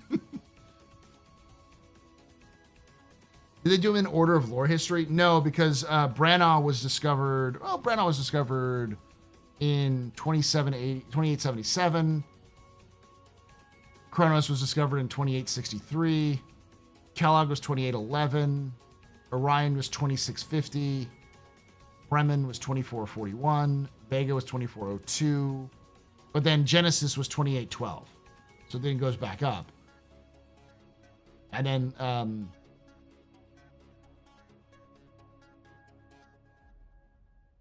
the Alka system, which is the Gion system, was discovered in 2538. And then Oberon was 2356. Corel was 2449. Nemo was 2364. Nexus was 2445. Hades was 2531. Cabal was 2941. Tamso was 2943. Lear was 2677. So it's all over the place. Brain disease lore junkie, you rang. Yes. Speaking of lore, do you have any material on ASD and how the current events are tied together? Yes. Yes, I do. I did an entire look at it on Office Hours a couple weeks ago. I haven't done a full video on it yet because I want for the 3-1 story to finish. The rest of the ASD stuff to finish.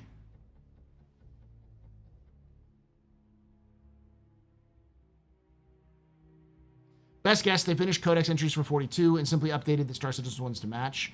It seems to be lore-related systems that would be fun and important for players to learn, 42 to learn about. I mean, 27 systems is a lot, and most of those systems are important, but like the Lear system is sort of out there. The Tamsa system was discovered a year after Squadron happens. Cabal was discovered a couple of years before.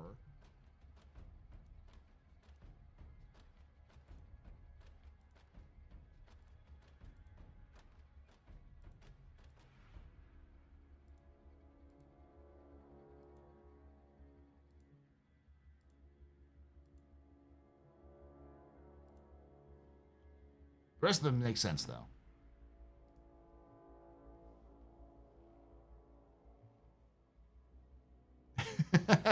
Tell us how to pass. Tell us all pass out. Let us all pass out ceremonial tinfoil hats and gather around the great Lord Daddy in our communal fever dream.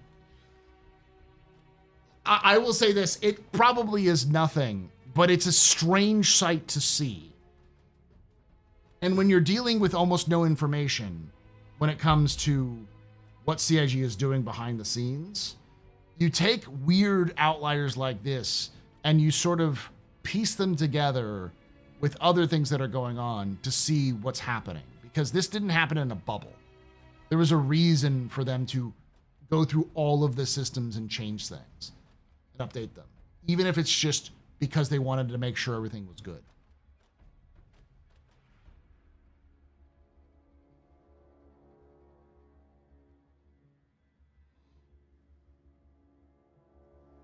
It's all connected.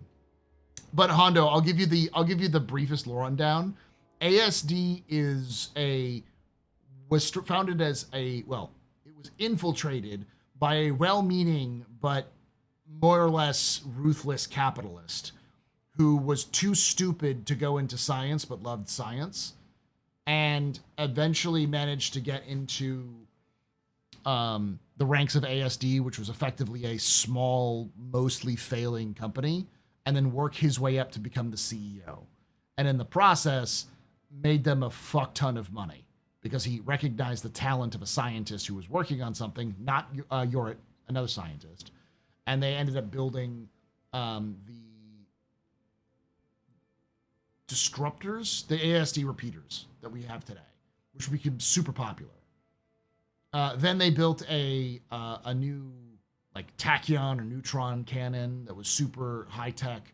And during its demonstration, it shot the demonstration ship and went through the demonstration ship and killed a civilian ship, or like destroyed a ship that killed a bunch of like observers. So it had an overpen. It was so well, it worked so well that it overpenned and killed a bunch of other people. I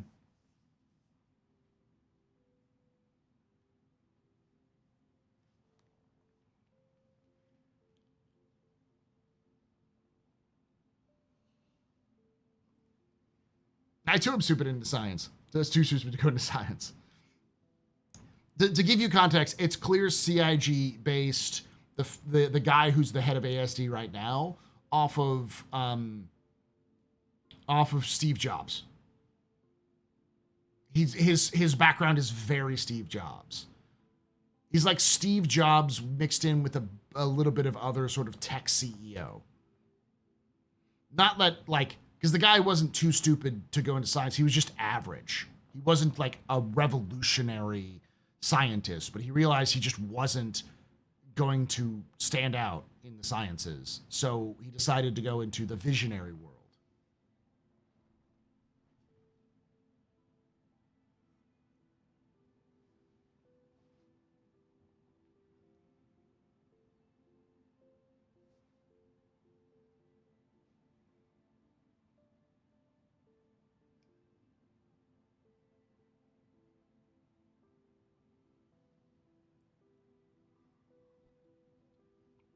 Paul, I need you to be Sherlock Holmes real quick.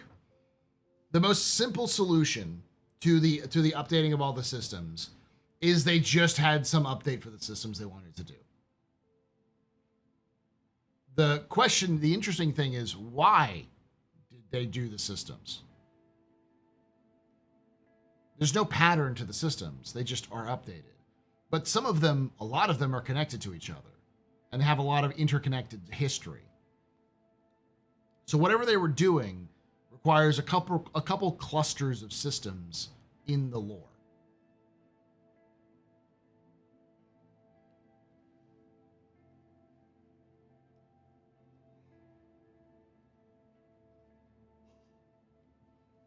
Don't sell yourself short. After getting my degree, I can confirm that a lot of stupid people are into science. Do you think CIG will ever adopt lore into the game that is based off of what things players do? They've done so already twice. The Jumptown Wars and the Daymar Rally are both canonized into lore.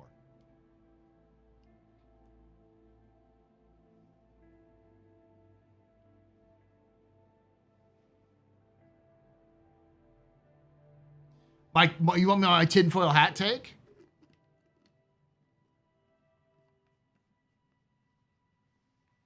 My tinfoil hat take was they were going through the systems because they're looking at long-term plans for release post 1.0. So they're looking at the systems that would best fit after 1.0 and then categorizing the systems that they would want the most. Because I can tell you right now, the systems they were talking about do make sense for post 1.0 systems. Like, for instance, the Davian system is connected to the Croshaw system. Pharaon system is connected to the Croshaw system as well, I believe. It's connected to the Croshaw, Davian, and Idris.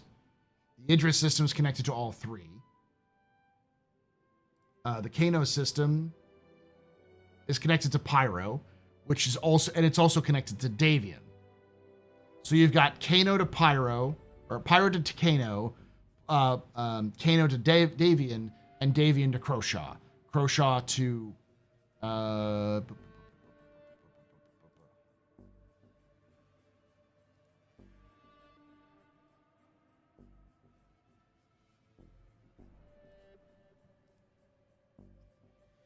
Croshaw to Redder, Null, Farron, and Soul.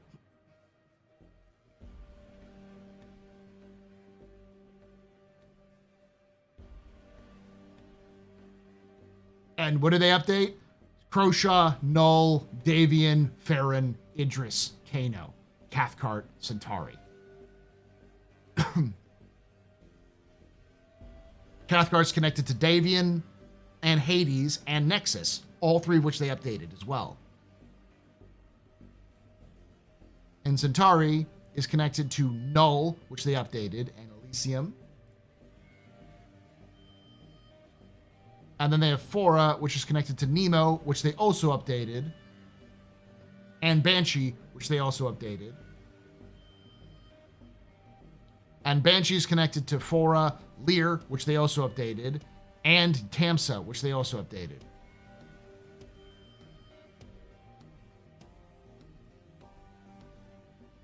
And Lear is connected to Banshee, which they updated. Elysium, which they didn't update. Cabal, which they did update.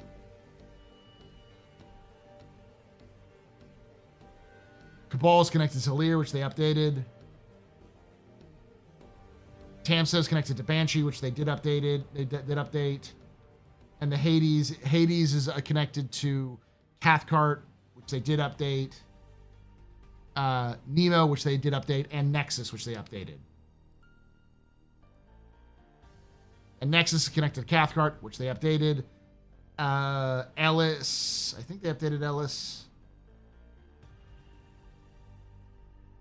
No, they didn't update Ellis. Hades, which they updated, and Min, which they didn't update. So basically, all of the systems they updated are connected to each other. Like, they all form a connection, a spider web, which is really fucking convenient since they all lead back to Pyro, Nyx, or Stanton. Mostly Pyro and Nyx.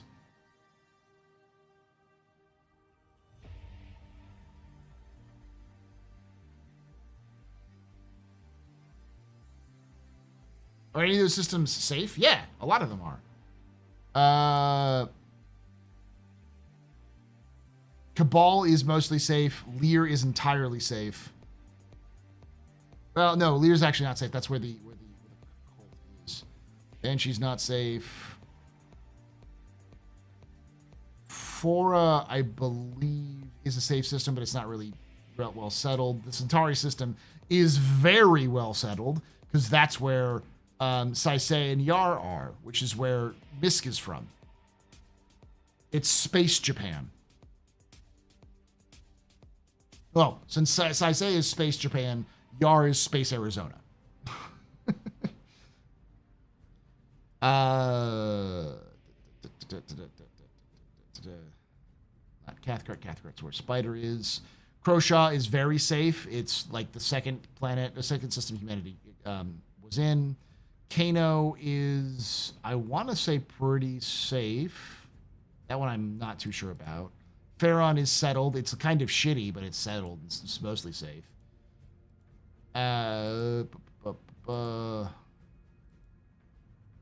Nemo is settled and safe. Corel is settled and safe. It's actually the border world between humanity and the Banu. Oberon is not safe, but sort of settled. Al-Ka is the only outlier. It's actually not connected to anything in terms of the system, the other systems.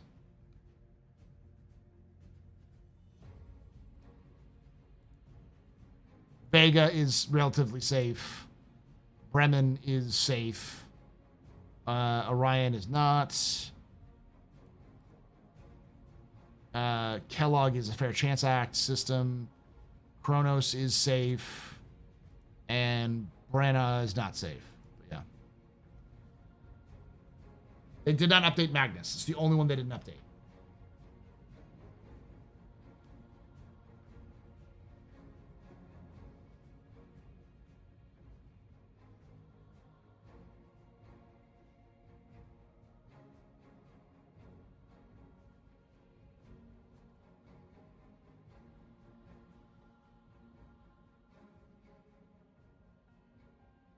Is Space Florida where there's two? Isn't there two?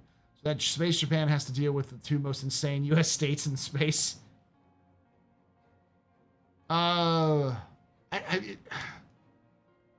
Space Florida. No, it's not there. No, it is Ellis, the Ellis system. Yeah, it's in there. When you say safe, are you saying UEE, or I'm saying it isn't actively gonna get you killed if you fly there regularly? Like Branagh is probably the exception, where it's probably safe, but like the Xi'an system is probably safe. But a lot of those systems also have criminal elements, like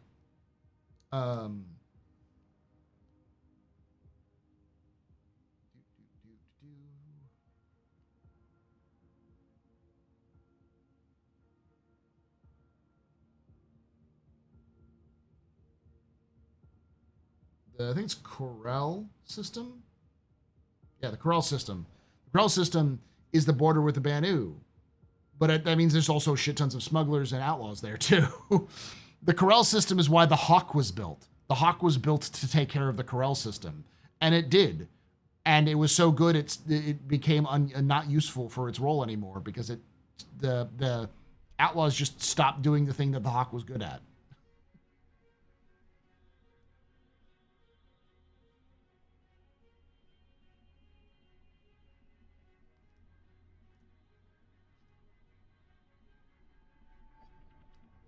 Latest ship showdown. So far, the Asgard Gladiator have made it to the 4. Yes, and Zeus DS is facing up against the Vulture, who is closing in on the gap currently.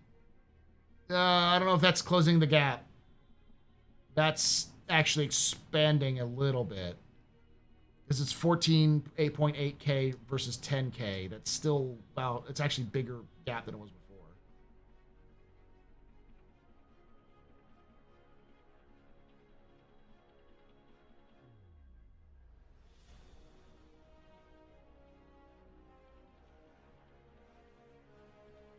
If this is an indication of what they're looking at to expand in post 1.0, that's surprising. Because there's no Odin, there's no Terra connected systems. It's all connected out of Pyro or Nyx.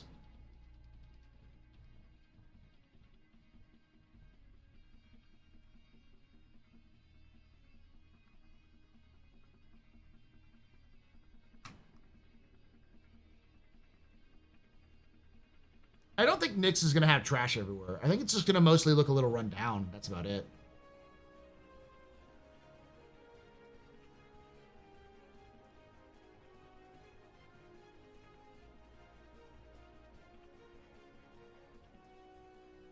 Which is one hell of a choke point with Pyro or Nyx. It would basically mean that if you wanted to go anywhere, you'd have to go through Pyro. Pyro is the cornerstone. Because in order to get out of Stanton, you'd have to go to Pyro and then Nyx. Yeah, you could go around with Nyx, but like Nyx is also another choke point because like if you started in Terra, you'd have to go from Terra to Pyro or Stanton, and then Nyx, and then you could go anywhere you want.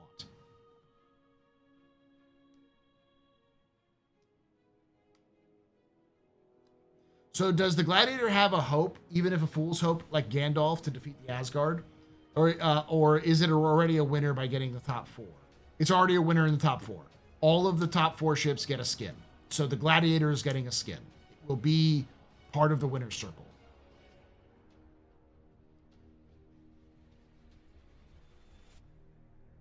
It still has a chance to beat the Asgard and then the Polaris in the final round. But it's probably not. It's also really funny that we're going to get two Anvil ships and 2 RSI ships in the winner's circle. It's only going to be the number 1 if you if you only let it happen.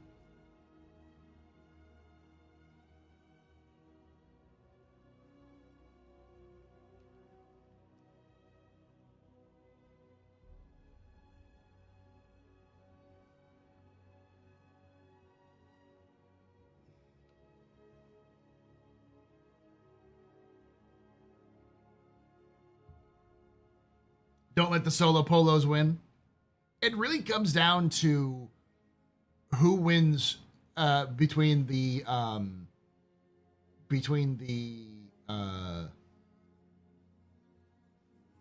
it up too, because I think who wins between the Gladiator and the Asgard.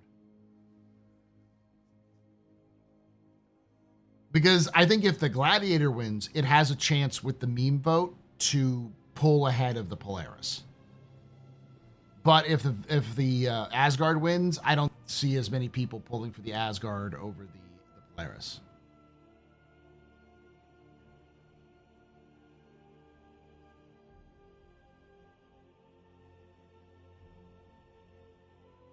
Gladiator has a shot. Asgard maxes 27k to the Gladiator's 23k. The question is,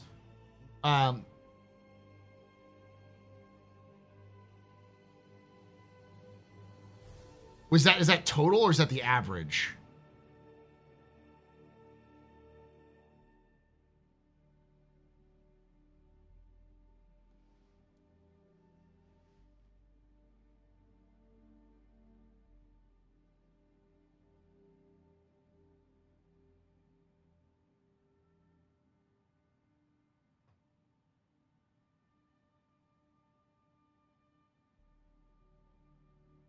I voted for the TAC too. That was never gonna work.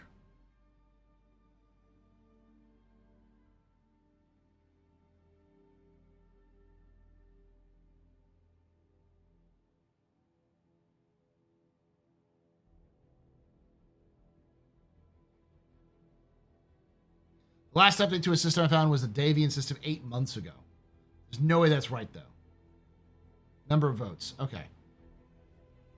By sheer vote numbers, the Asgard should win because that's a significant difference. 27k to 23k, that's like 4,000 votes, right? But if everyone's favorite ship is now knocked out, they may not want the Asgard to win.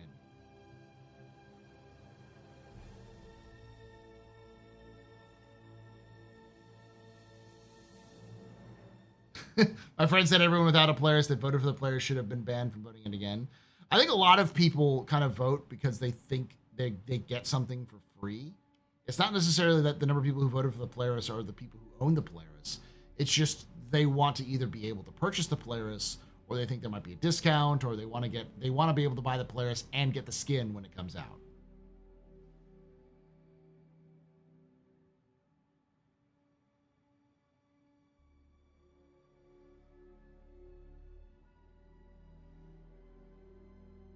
It all boils down to how much the interest there is still is for the Asgard. Yeah, the Asgard's getting a skin no matter what happens. It's getting a skin. It's at this point. It's does the Asgard? Do people want the Asgard to go all the way? And I don't know if there's enough of a community that gives a shit about the Asgard beyond getting a skin. There's no points for second place. It's the semifinalists and the fight champion.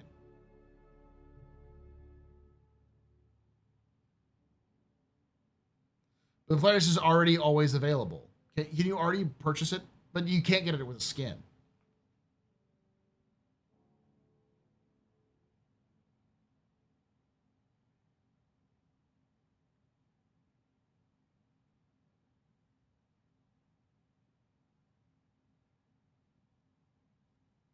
Hi, second place is first loser. Well, it doesn't even matter. Like, there's just no value. Like, the Asgard has its skin. It's not going to, like, if you have an Asgard, congratulations, you will get a skin. If you have a Gladiator, congratulations, you will get a skin.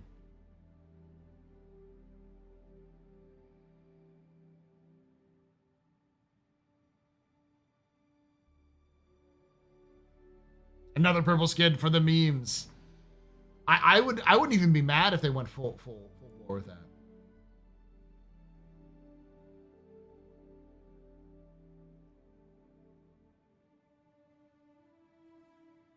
Yeah, this is the first time I wouldn't get a skin.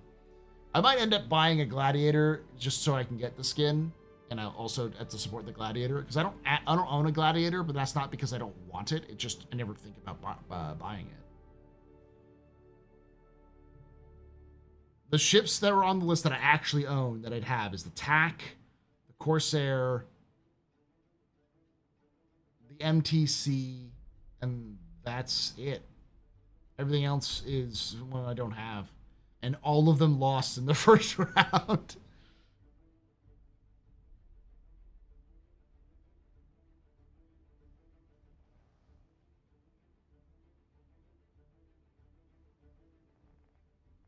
I'm surprised the Corsair lost. I thought that the Zeus might win just because I don't think the fans of the Corsair were that hyped about it. I am surprised that it's beating the Vulture, though. Because the Vulture, I find, is more popular overall.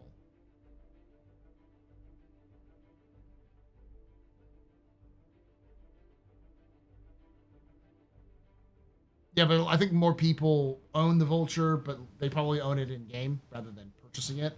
More people have just probably purchased the Zeus. Because it's the Zeus ES, not the Zeus... what's the cargo version? It's not the MR, that's the Marquis Mark. CL, yeah.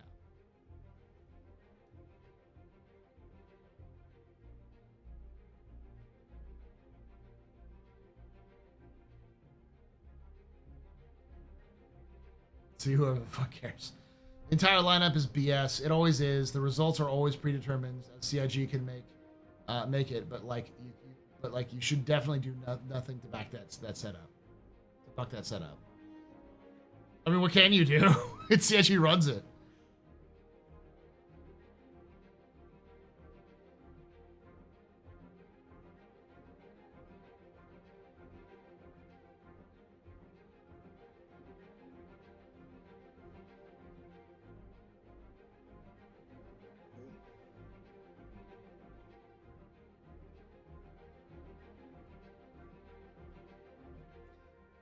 In my opinion, at some point, they might need to give out skins to in-game owners too. Just give it to everybody. Like, why not?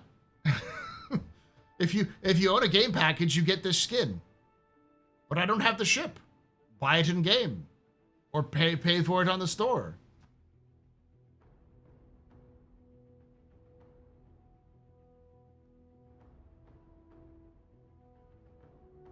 They already do that with like Luminalia. They give ship skins for ships that nobody gives a shit about. Like, I can't tell you how many skins I have of like Nomads and Auroras and Mustangs that I don't own.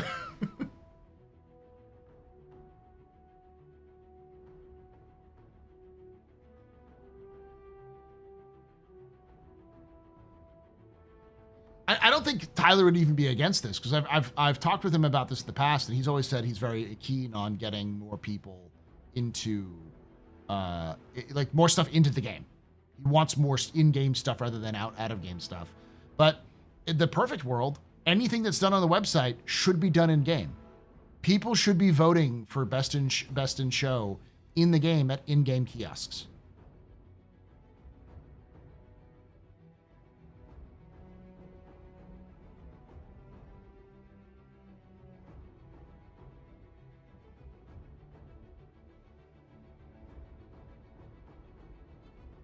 Nah, I don't think the Moby is a good option. I think that feels too generic. I think it's much more interesting and fun if you go to like a station, and there's like a big sign. It's like Ship Showdown, and it's like you go into like a small area where you can get to a kiosk and you're done.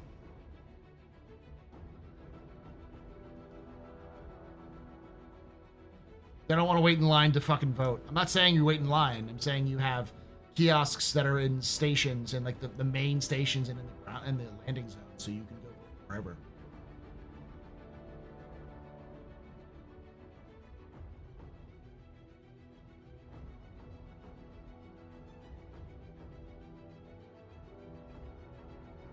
Yeah, exactly. Let's social engineer in game. Have people campaigning. Have people like threatening people to not vote for X, Y, or Z ships. That's interesting to me. That's fun. and more people would be engaged in it.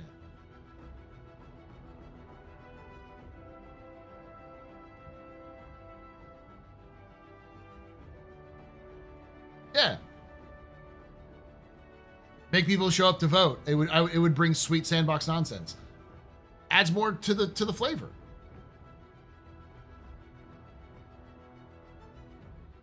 Do you see this mub ad? Do you not want it to explode? Vote Gladiator.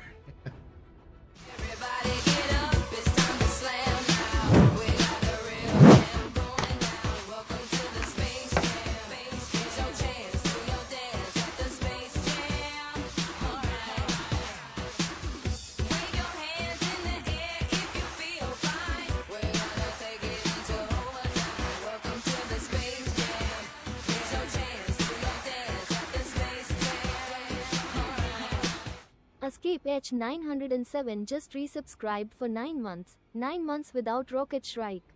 Thank you so much for that 9 months of support, Escape. You're very important, Papa. Very impressed, but very important.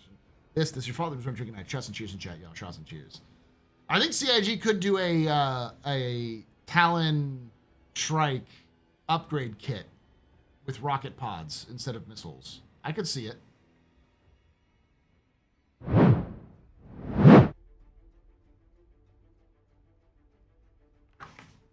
So they've had elevators for how long and still can't figure them out, and you think that CIG will figure out voting that will happen once a year? Yeah, they do it every year on the website.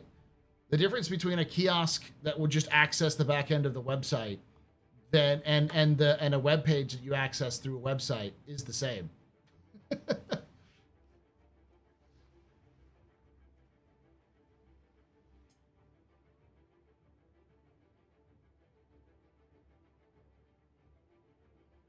Paul, Aegis Railgun kit when? Squadron 42's release.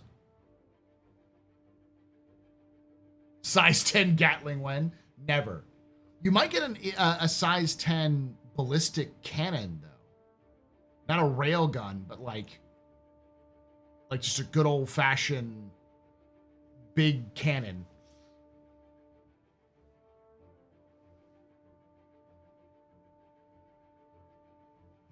Oh, Paul, your faith in CIG, your optimism, you sweet summer lore guy. I'm just saying, I'm tired of doing shit on websites. I want shit in game. I want to see it in game. I want to be able to access it.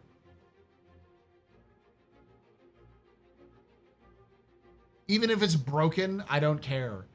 I'd much prefer something in game than just playing the website.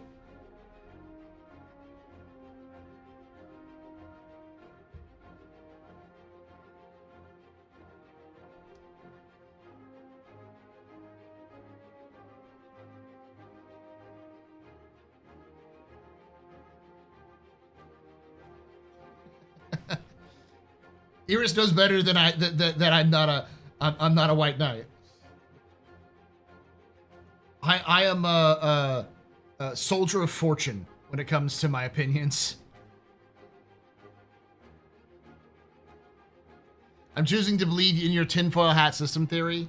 So it's important to note that theory is based on the fact that they're all connected, and they're all connected back to the main five, the line of five. So if they're connected to the line of five, at least two of the line of five, then they should have more of a chance of being put into the game. Do I think that that's actually what they're going to do? No. I think it's them going through and seeing all the systems that they might want to do and updating them to make sure that they're right. And then going back, because CIG makes decisions every 6 to 9 months, it seems like, where they change things. So it's probably just sort of a, hey, these are the systems we want to put in the next. The ideas, the ones that we think are cool. Let's do you update these to see how they work, because we know they're all connected.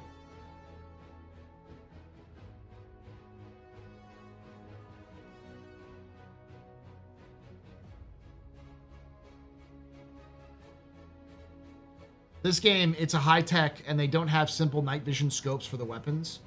They do, but you can't buy them from the store. I mean, there's two problems with that. One, it's alpha, so it's a lot of that is CIG wants to have more balance when it comes to those scopes and who can have access to them, because they also know that they can break. And 2, they only have one night vision scope, and they're really starlight scopes. CIG has talked about this in the past, that they want to do night vision and all those sorts of different versions of the vision, for improved navigation and such. But they want to, it requires just back-end stuff that they have to work on. That's all. The night vision scope we have in game right now is actually a prototype. It's the prototype for them to do that sort of night vision stuff. And as somebody who is played a lot of Arma, I don't like night vision in a game like Star Citizen, because anyone with night vision becomes instantly a god compared to people who don't. There's no counterplay. And in the game, in terms of this futuristic sci-fi universe, they need to have some sort of way that you can counter those sorts of visions. And they seem to be moving in that direction. I was highly critical of CIG's decisions to put scope glint into the game, not because scope glint was necessarily bad. It works in Battlefield, but because I think it's a lazy solution to a problem they could creatively create. They could have creatively solved, because it's a fucking sci-fi game. Go crazy. But it's not fair. The NPC can see us in the dark and we can't see them. That's just balancing.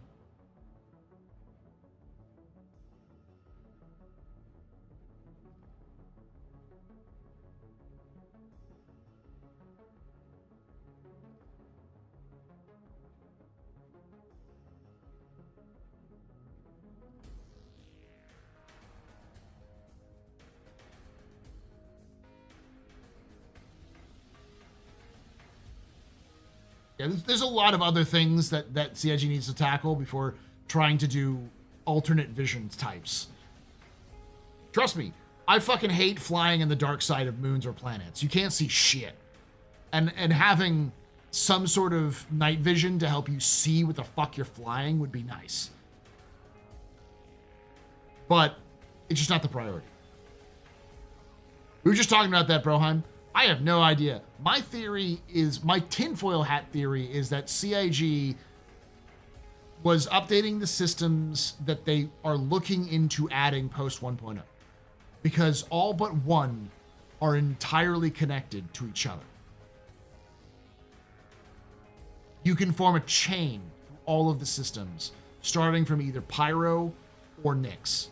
They go to all of the systems that were updated.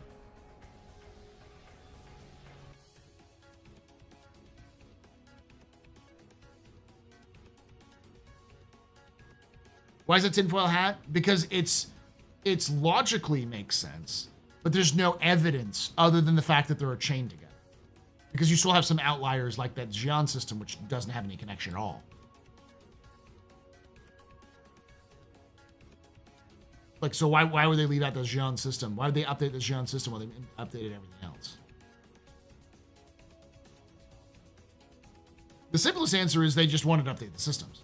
They probably just created a list of mistakes, small mistakes, like by going through all the systems. So they probably were like maybe updating all the systems.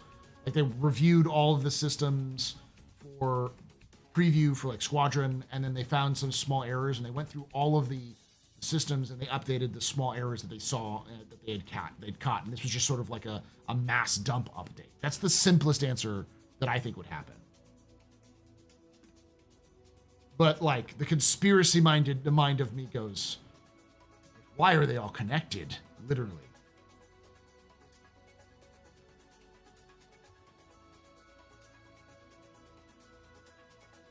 I mean, a lot of those systems are theoretically in Squadron, which is Vega, Bremen, and Odin.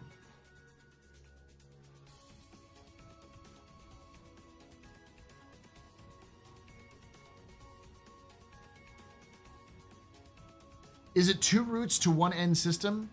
No, they branch off into different end systems. Like the very last one they updated was Branagh, which is connected to Kronos, which is connected to like Null, I think. It's like you can make a track that goes all the way around to like Davian and then down to the core systems that are closest to Sol, and then back out through Centauri, out to Savarin space, and in through like this synth world area and that kind of stuff.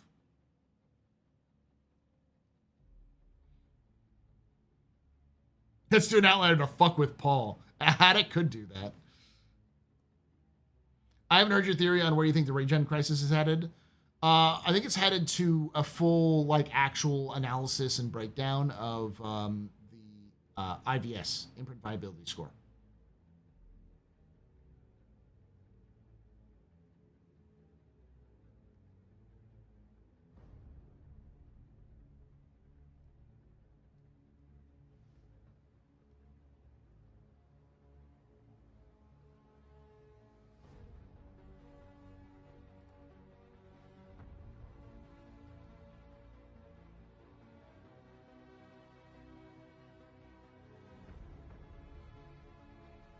I like scope, Glenn. It's used in a lot of first-person shooters as a balance to avoid the old sniper meta.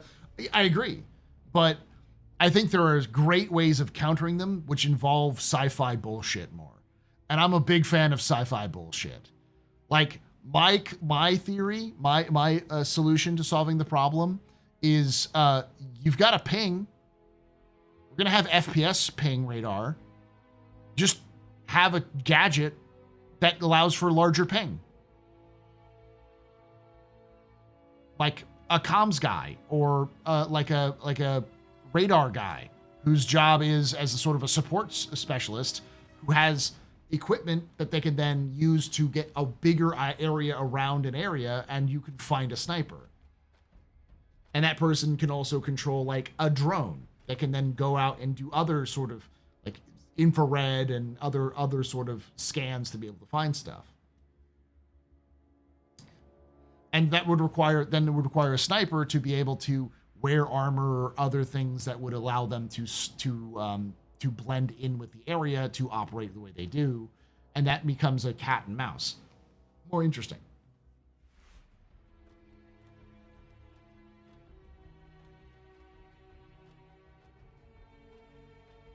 Saw people making Vandal and Nyx connections. Yeah, there's a lot of Vandal and Nyx connections.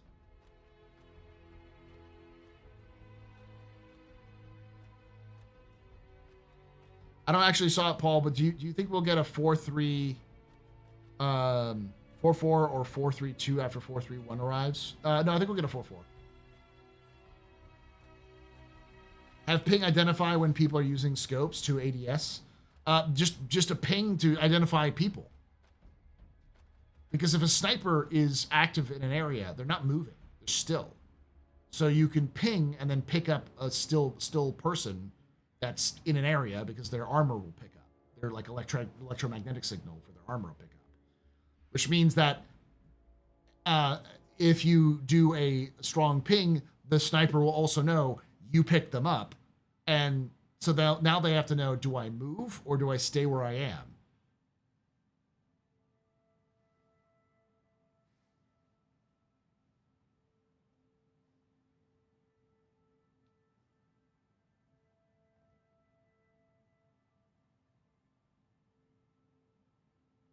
They did show off the sensor pinging as a dude on foot in a promo a year or two ago. I really want that for finding missing NPCs in bunkers. Yeah. Unless their armor is sufficient stealth. Exactly. But that means that there's a counterplay. Because the stealth armor is likely going to have restrictions similar to like flight suits and heavy armor and that kind of stuff. So that you can't carry extra stuff. So you may have limited rounds and you may only have one major gun slot. You may not be able to carry a backpack, or the backpack may be smaller. We already know with the stealth armor that we've seen in game, which doesn't have any changes to that as far as I know, but it's in game. That is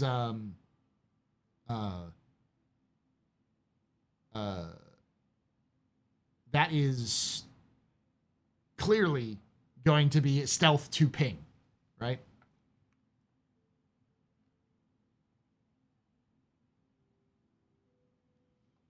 Yeah, it's a stealth armor. It's the Geist armor. It's a stealth armor. Actual night vision is just light amplification. Targets don't glow under it. It's also short. It also has a short range. Yeah, but ghost walks. Sci-fi bullshit.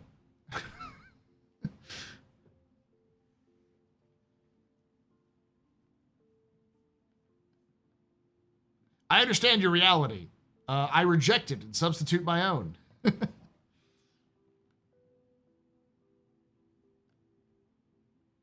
Do you think we'll ever get hull integrity percentages on self-status HUD to make a model and make model on screen? Possibly.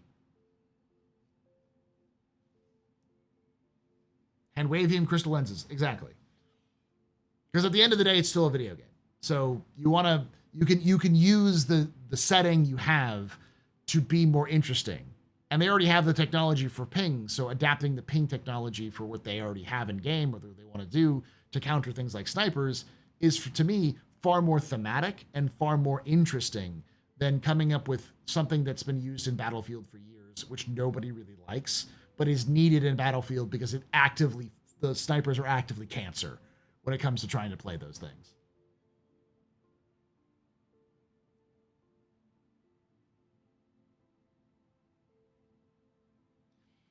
I guess sci-fi, but still, it's a method of both giving night vision and not breaking everything. Yeah. The ping stuff, yeah. You don't need night vision if you can ping people from a distance away. But also, if they have some sort of stealth coding where you ping and it doesn't get picked up from the ping, then you've got yourself, a bit of a stealth capabilities, but there's going to be some downsides. But I still think they should probably do night vision and stuff like that.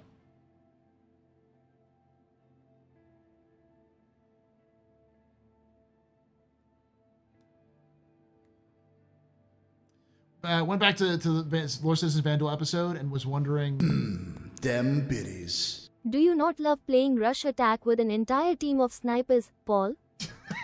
Yeah, no, I don't. When I look like I'm being photographed on the red carpet by looking out and seeing 7,000 winking, flashing lights in my face.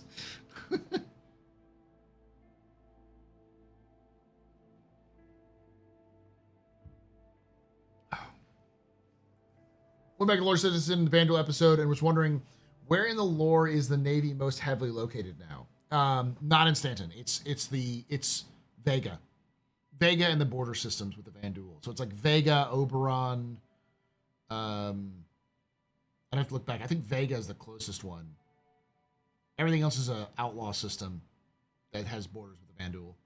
Like Null.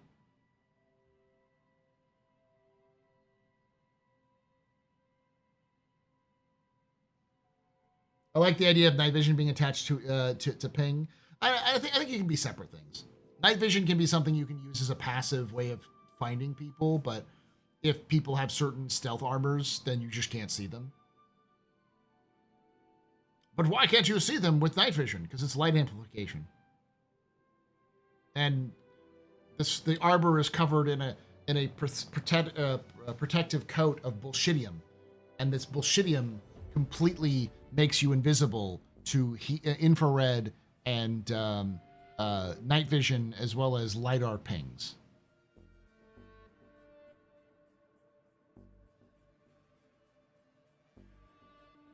Hey, Penguin, how you doing?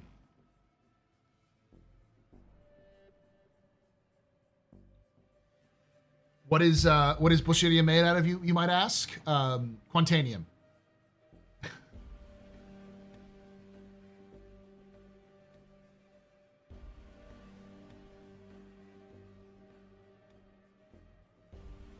Good luck there, Penguins. So plot armor. No, not plot armor. Plot armor would involve that there's no downside to it.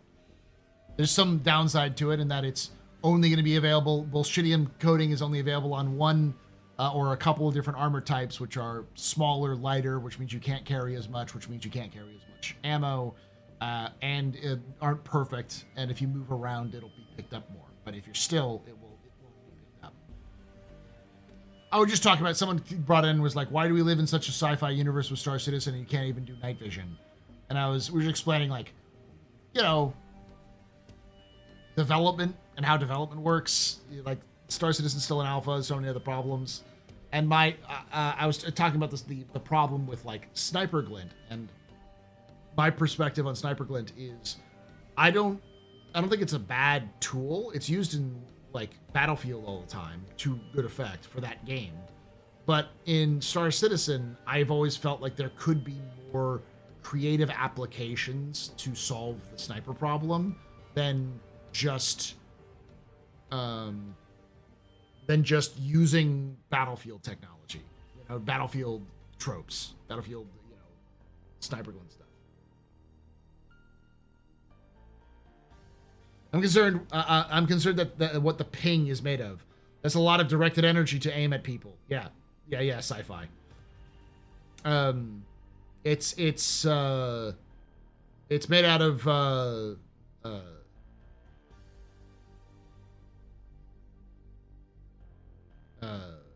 plutonium.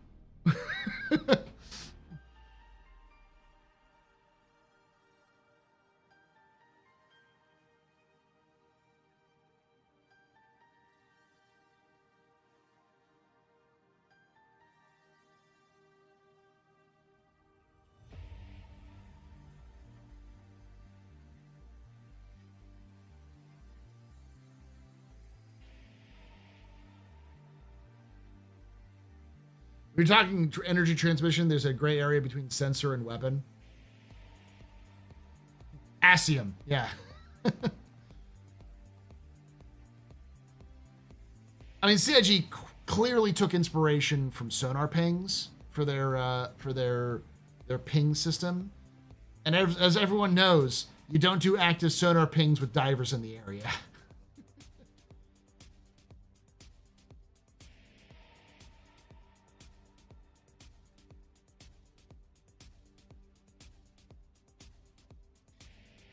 No, I think Sniper Glint's gone. I don't think we see Sniper Glint. I haven't seen a Sniper Glint in the game in a while. My problem with it was that it was used as a solution to a problem that didn't exist because there wasn't a problem with snipers. And then when they were like, okay, well, this is just a temporary solution. It's like, why do you do a temporary solution for something that doesn't exist?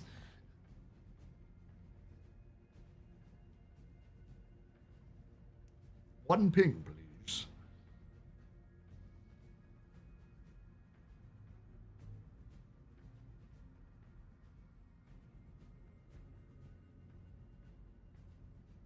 Quantum entanglement particles, exactly. Quantanium, yeah.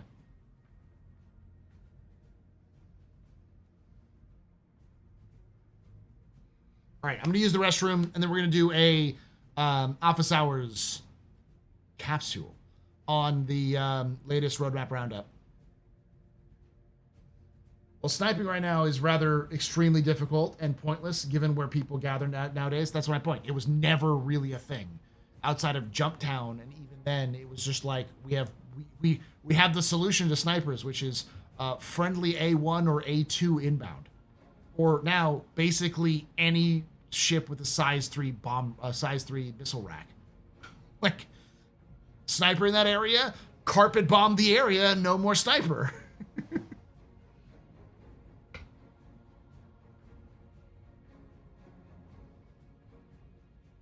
I used to work for Joe Wood software back in the day, and we had to come up with these reasons.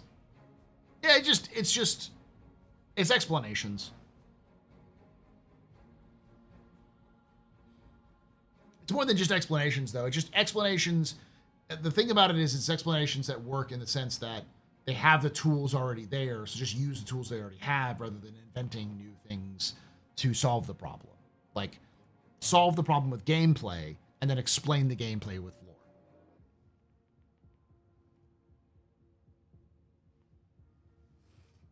Snipers might be a problem later with bases, but scanning is a solution that will also provide value in other areas. Yeah, which they're already doing.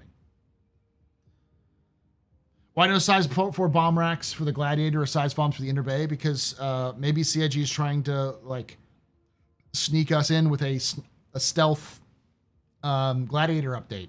Who knows? All right, I'll be right back. Use the restroom, then we'll do the thing, and then we'll call it a night. Be right back.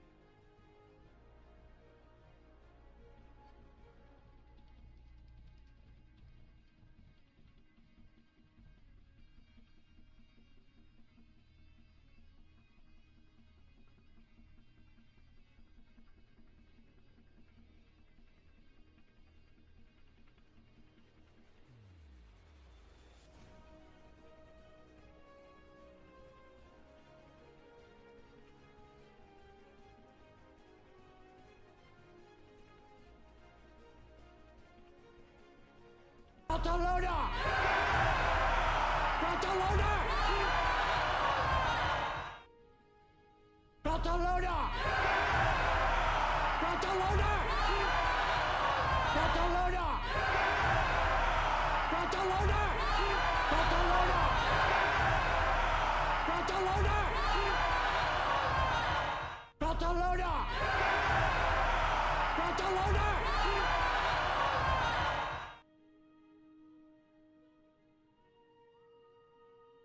Weapons free, y'all.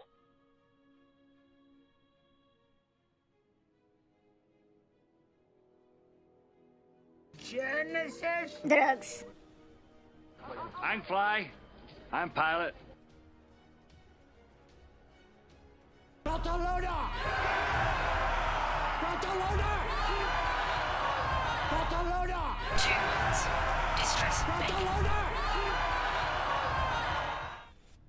Barcelona! Barcelona! Barcelona! Barcelona!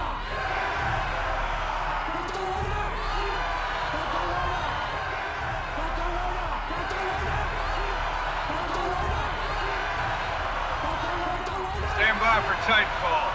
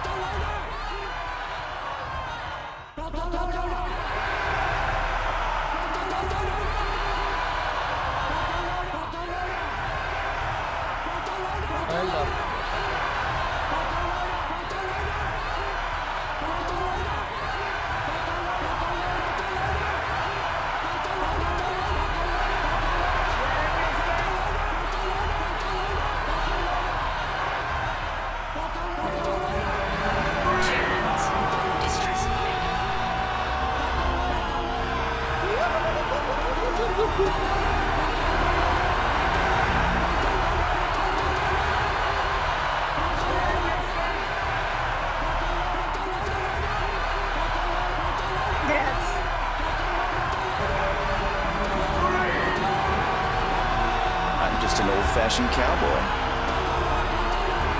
Stand by for Titanfall.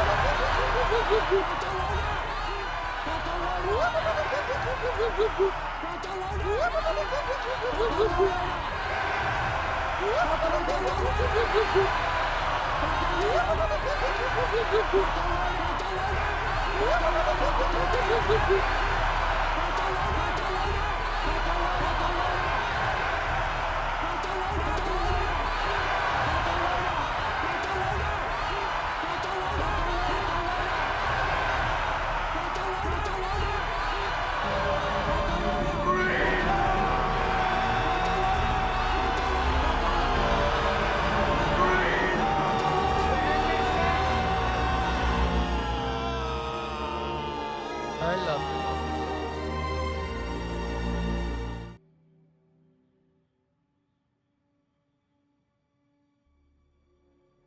Barcelona! Stand by for Titanfall.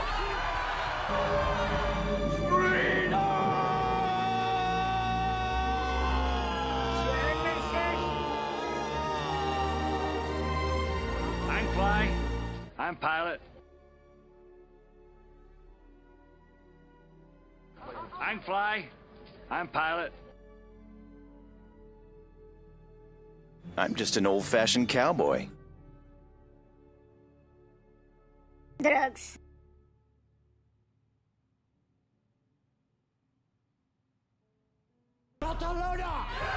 Weapons free, y'all. Two words. Distress, bacon. Two words. Distress. Everybody and his dog calls himself an outlaw. I love democracy. Two words. Distress, bacon.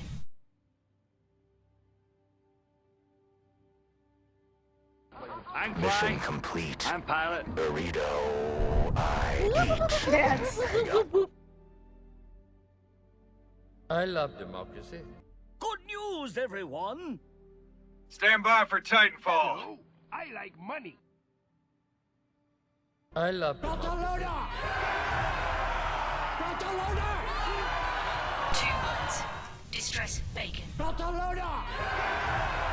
Everybody and his dog calls himself an outlaw. I'm just an old-fashioned cowboy. Took a long time. Weapons free, y'all. Wow, y'all burned all of you. Distress, bacon. Drugs. Stand by for Titanfall. All right. How many do we Drugs. have left? Drugs. All right. I'm just an old-fashioned cowboy. Y'all gonna like what I'm about to do.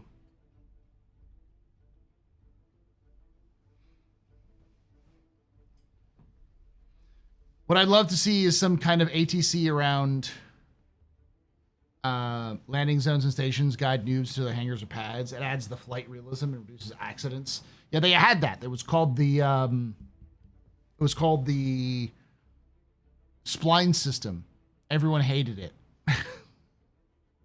I do think it should come back though.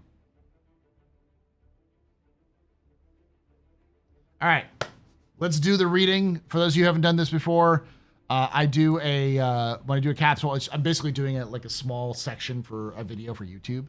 So, and I'm gonna be doing some theorizing, some major theorizing with this.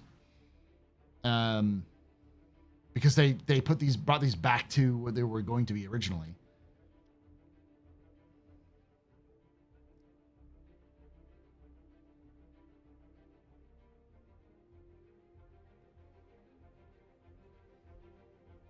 Did you get a raid?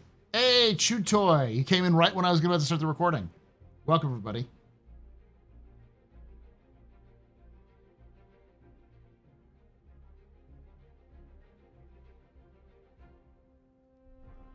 What were you up to, Star Citizen?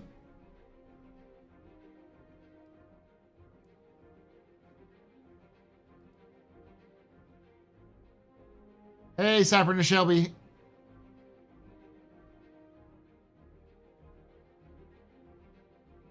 Yeah, I did turn off the pump button.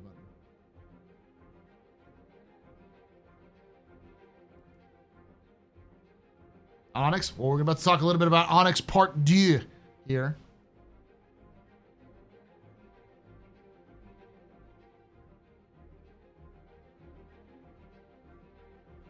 All right. Here we go, chat. I'm going to turn the music off, and I'm going to add the music in post to make sure it works, so it's even and that kind of stuff.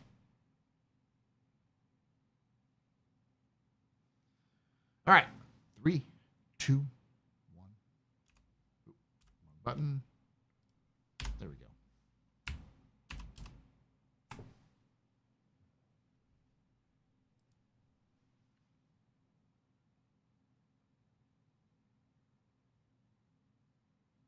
Oh, hey there, handsome. Good to see you here.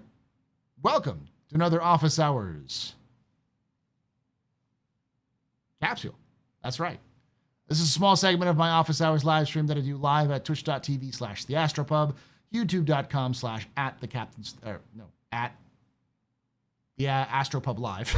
Getting all my different channels mixed up, which I do on Thursdays at 8 p.m. Eastern, 5 p.m. Pacific. Would love to have you join us live here as we talk about lore, news, and more of Star Citizen. We went through something that I was a part of, at least helping to create a little bit, but the main person behind it is Wicked Wookie, the guy behind Scooter.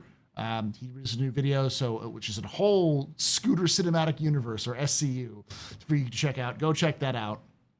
We talked about a very strange phenomenon that just happened recently, which is that CIG updated 27 systems in the lore of Star Citizen in their Galactopedia articles.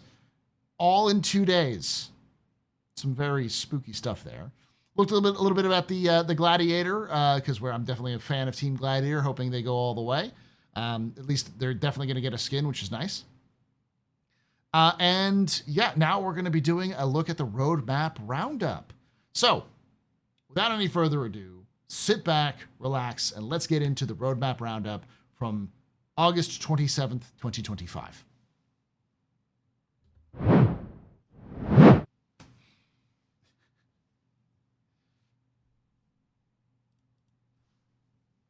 All right, so I did a roadmap roundup lookup 2 weeks ago, and I had it recorded, and I never finished it. I never published it. And I'm glad I didn't, because I was wrong in a lot of it. So important to note that anything that they add to the 1.0 column may still release early. There wasn't any additions to the 1.0 column this week. However, we see that 4.3 had light fighters, which updates the light fighters, the Gladius, Arrow, Hawk, Banu Defender, Talon, Blade, Cartual, and Mustang, SCM and nav speeds, accelerations, angular speeds. All were updated for 4.3. That's nice. But the big thing is here. 4.3.1. We've been confirmed that this is coming out in September, and this is what we know about 4.3.1 so far. The RSI Apollo Triage. Implementing the Apollo Triage from Roberts Space Industries, set to tentative. RSI Apollo Medevac. Implemented the Apollo Medevac from Roberts Space Industries, now with superior armor and dual missile racks for deployment on intense battlefields, set to tentative. We can confirm that CIG is releasing the Apollo, both the Apollos, in September of this year, so soon. But then we get some interesting stuff. That's already great. Let's get into interesting stuff. I will also say there's been a lot of people being like, oh, so we're going to have some medical updates, and we know from the Star Citizen Live that there's not any sort of major updates that are coming with the Apollo that they can confirm, but they are working on updates that are going to connect with this. It is my opinion, based off of what they've said, that the medical system has gotten a little bit more simplified, and this is probably the last major addition, whatever they do, until post 1.0. So whatever they make to the medical system in the next couple of months or maybe a year or so is likely going to be the last we're going to see. Will be the final system we see for 1.0, with tweaks here and there, obviously. So next we've got the bearing laser cannon. Oh, and I'll also say they did confirm they want to bring back medical beacons for the next patch, but nothing else. Updating bearings cannon's art, style, and geometry. So that's a tentative. This is important because it's likely connected to the Squadron 42 release, since Bearing is a huge corporation that's involved with the UAE Navy. So it's likely going to be a big showcase in Squadron 42. Thus, they're probably implementing stuff they've already done in Squadron with Star Citizen. And this is quite common. A lot of the updates we've had in the last year and a half from CIG have been effectively Squadron additions, which have been finally ported over to Star Citizen. Because while I know a lot of people think that Squadron and Star Citizen are two different games, and they kind of are, they're built on the same engine, and they share a lot of assets. Most of the assets are shared. So as a result, we see a lot of shared assets from A lot of stuff from Squadron is going to make it over to Star Citizen, and eventually, when they come out with Squadron Part 2, a lot of stuff that's made for Star Citizen will probably make it back into Squadron. Then we get into the even more spicier things. Onyx Facilities 431. Update to 431 expands the Onyx Facilities with the addition of the Science Wing. Arkin Maller invites players back to the network of abandoned research sites scattered across the Stanton system, hidden on nearly every moon. Though light security still lingers, the facilities have long since been abandoned by Associated Science and Development, ASD. At their deepest point lies Dr. Yorit's lab, where the darkest revelations await. So, couple things we can pull from here. One, CIG has already mentioned that they want to do a boss fight, and that is coming up in the next couple of patches, because it was specifically mentioned in the monthly report. I have done some dumpster diving, well, some code diving, I guess not me personally, but I've asked friends of mine to do some code diving, and they pulled out multiple audio files. I am not going to spoil all of them, but I will show you one of the audio files, listen to one of the audio files, so you can get an idea, because if you've been to Onyx, you know there is a Vanduul blade in the Onyx facility. And this is likely connected to whatever update they're coming in 431. So let me pull that up so we can listen to it.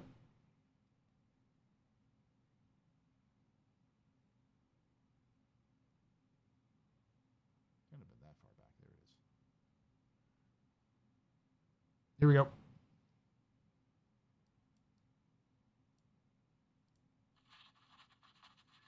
Say that again. I want it on the record. Scans indicate that the biomass that's inside the Vanduul ship isn't dead, only dormant. This organic matter, present throughout the hull of the ship, is theorized to provide atmosphere for the pilot. It can also act as a sealant from vacuum. Have you tried feeding it? What? Maybe it needs food. Doctor, I find a way to compost organic matter, and let's see if we can wake it up. Yes, Doctor.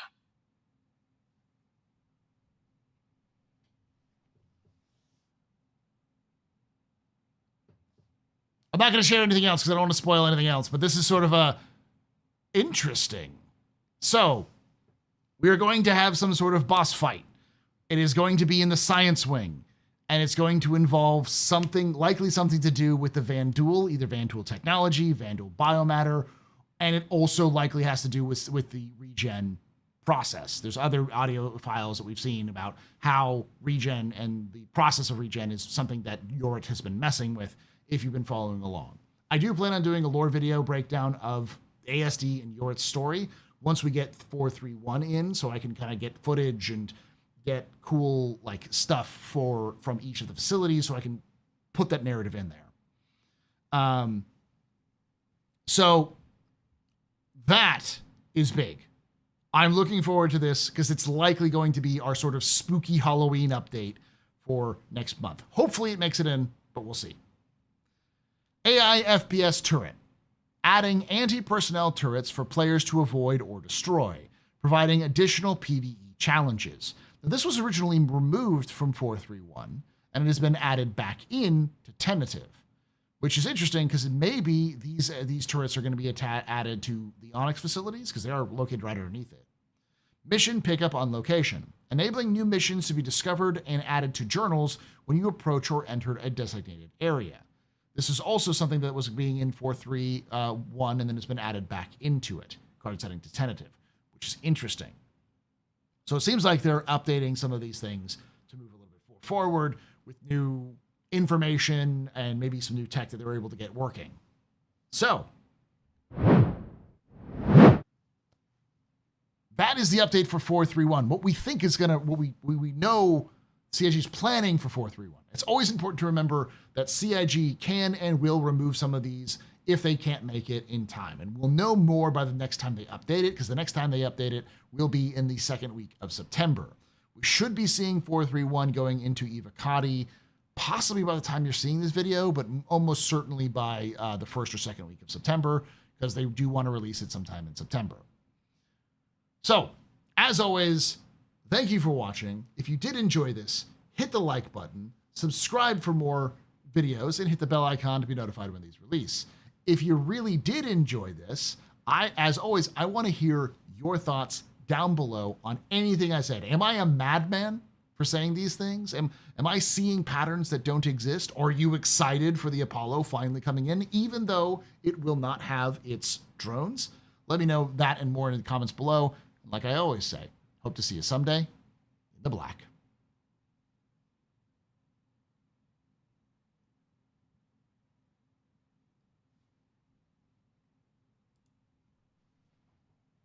Is that future security systems I sense? Crime stats infringement? No? Well, I can dream. What was the name of the robot in RoboCop? The one that looks kind of like a mad cat or a caterpillar in a Mech Warrior? Is it Edie or something like that?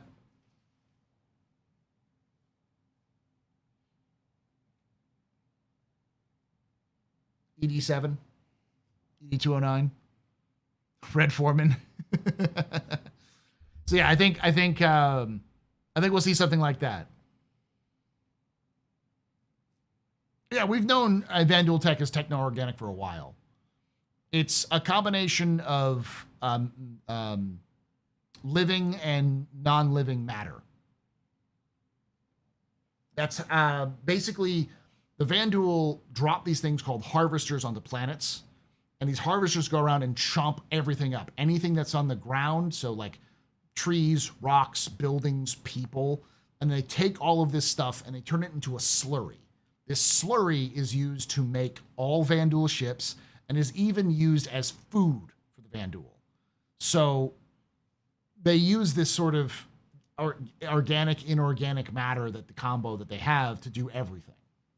So to a degree, every Vanduul ship is alive.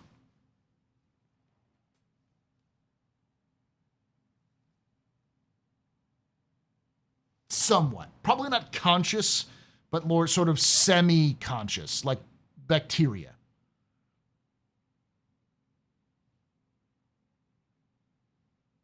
In my opinion, Onyx is all about researching Vanduul.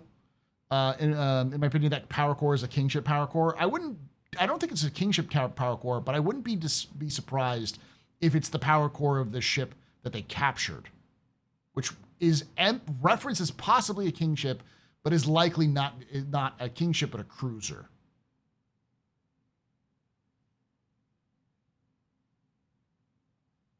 But I don't even call it anything other than the anomaly. So it's some sort of weird power device that we don't know about.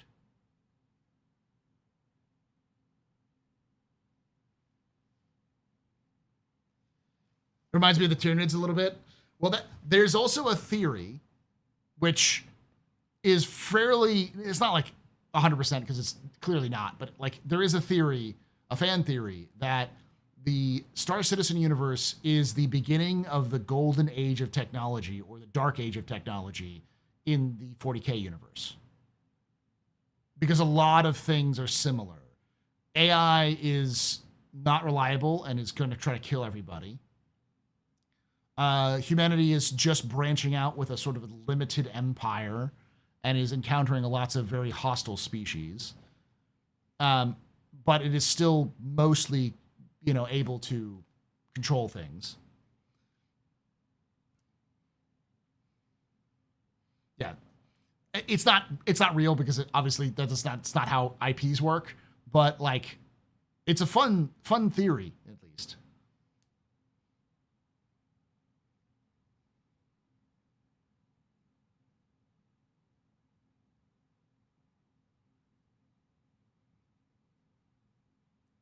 I just can't wait till we meet the orcs.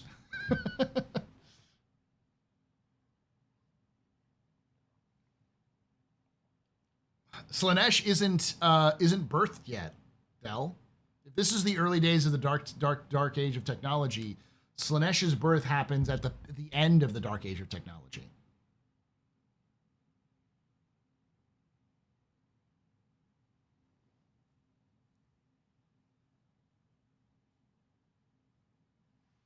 Does that blade belong to the owner of Hurston? No. So the Hurston family, I forgot his name, but the guy who owns the Vandal Tech, he doesn't own a blade. He owns a glaive, which is a different ship.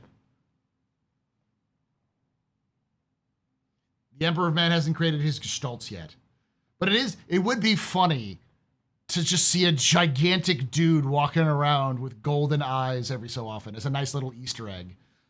Just to put the Emperor in random places in the Star Citizen universe. To be like, wait, the fuck did I just see?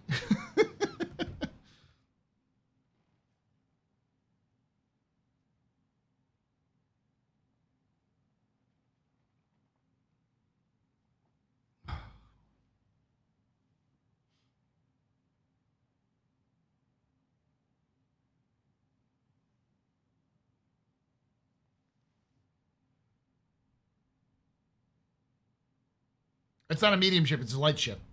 The blade is the equivalent to a Gladiator. Not Gladiator, Gladius.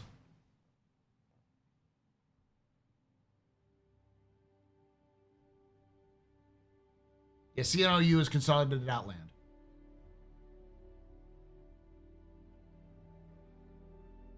Yeah, so the way that the 40K lore goes is humanity sends out ships to settle distant colonies and effectively generation ships, possibly cryostasis ships. And they do this for hundreds, if not thousands of years. And then they discover the warp. And they start traveling through the warp to reunite all these different lost colonies. And they form the Federation of Humanity.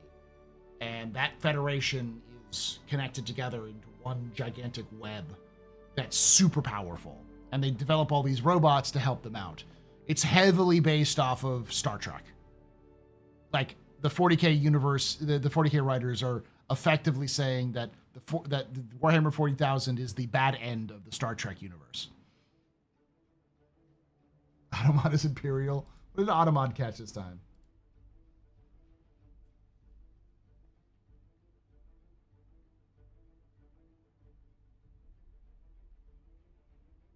Oh, it was lifted directly from Dune, but I don't remember there being a Federation of Humanity in Dune.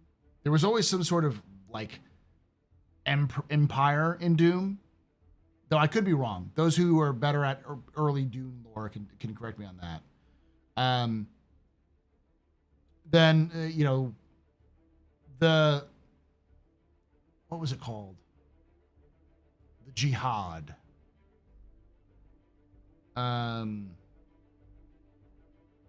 In Dune, that is the equivalent of the war against the AI in 40K. Butlerian Jihad. Thank you.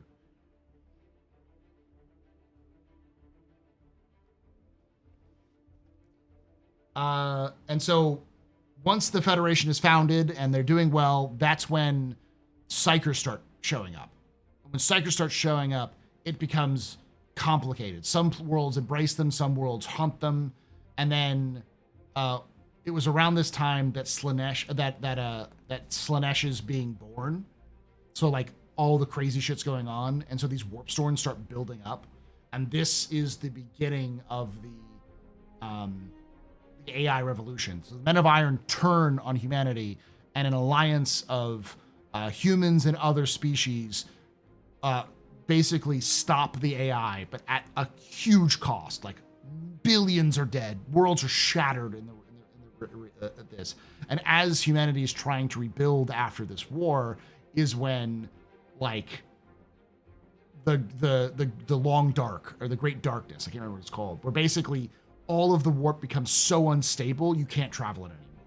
So most of humanity's colonies are completely cut off from the Federation, and the Federation falls because Earth is so reliant on trade from its colonies that it can't survive. And so, like, everything goes to shit. And it isn't until the birth of Slaanesh that clears all the warp storms out, because, you know, finally Slaanesh stopped gooning and released, and which caused the ability for the Empire, the Emperor of Man, to rise and then take control and then expand out.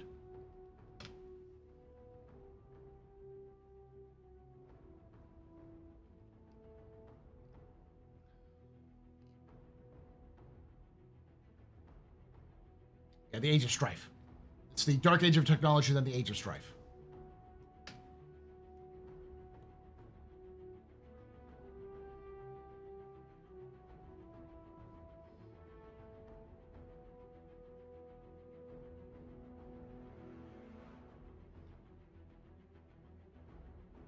I like the nod to Demolition Man, but how does the one use the 3 seashells? Do you not know, Idiocracy?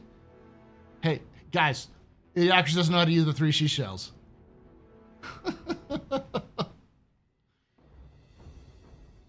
Gosh, that's weird, man.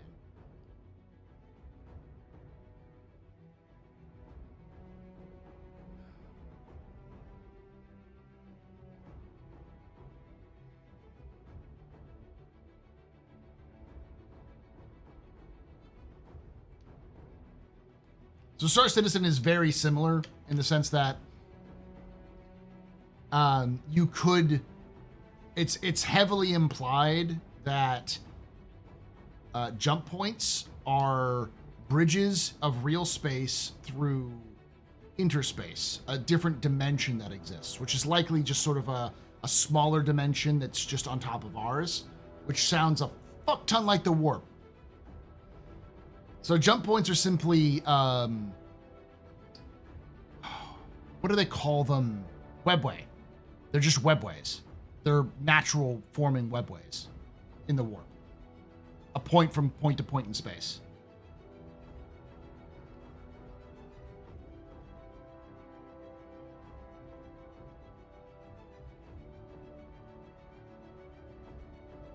No, you're just making up words. No, I'm serious. Interspace is what they call the area that is around jump points.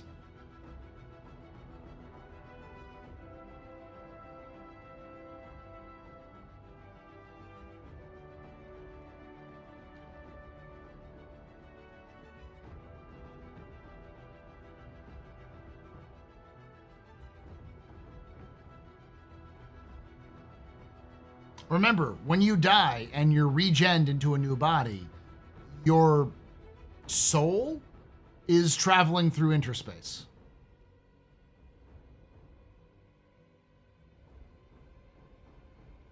I joined late, so I'm trying to mathematically construct these points. Hey, Lionhound.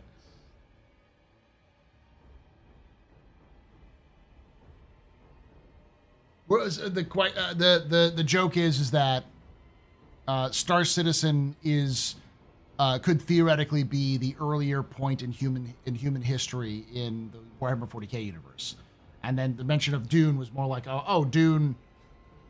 The Dune universe is basically what the 40k universe heavily ripped off of. So.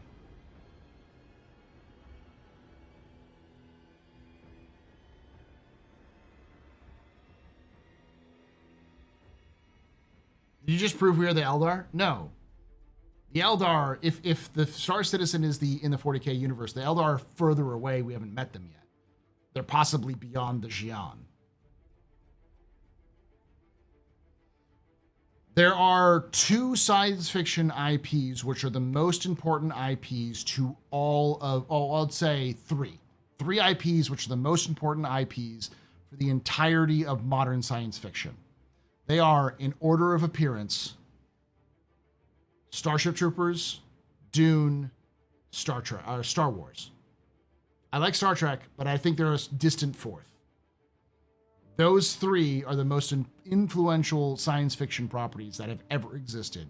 Every science fiction that we have today, all of them are subsidiary or like versions of any one of those things. Yeah. Gundam is Star Wars meets Starship Troopers. Yeah, the novel, not the movie. The movie was long ago, but yeah. I think the movie was fine, but it's just a different one. This is a conversation for nerds. It is.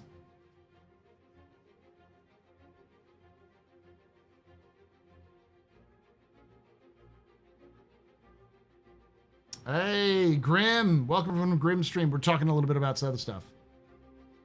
What about Isaac Asimov's Foundation? When was Asimov's Foundation published?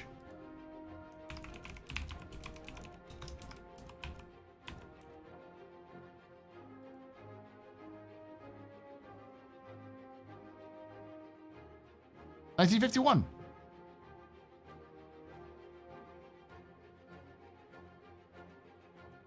No, Gundam came out after Starship Troopers the book. Starship Troopers the book was published in the 1950s.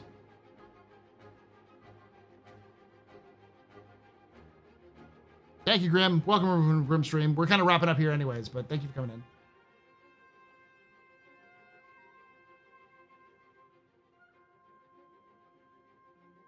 Yep. Gundam was made in 79. Star Wars was made in 77, I want to say.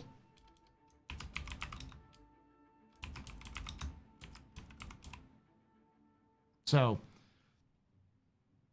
the design of the suits is heavily inspired, and the idea of going with what would eventually be called Real Robo was heavily inspired by Starship Troopers. The creator was a fan of Starship Troopers, the book, and so he wanted to create a military-style robot suit that people could control. So he just took the idea of Heinlein's power armor and then scaled it up to robot sizes. And like, fucking Gundam literally has lightsabers. Yes, they're called beam sabers. They're fucking lightsabers. And you have one of the main antagonists is a dude in a mask. Like, they wear in their fucking inspiration on their sleeve. Obviously, it's not the exact same, but to say that Star Wars and Starship Troopers weren't a huge impact on Gundam is a absolute misnomer. Of course they were. Obviously, other things were there as well because the creator is a very diverse dude. And then, of course, Gundam inspires pretty much every mecha anime. Without Gundam, we don't have all these mecha animes. Without mecha animes, we don't have Battletech. Without Battletech, we don't have Mech Warrior. And without Mech Warrior and Gundam, we don't see any sort of like mech properties that exist in video games or movies or television from now. Basically, without that explosion, you don't get Pacific Rim, for instance. Yeah, Star Wars is extremely influential.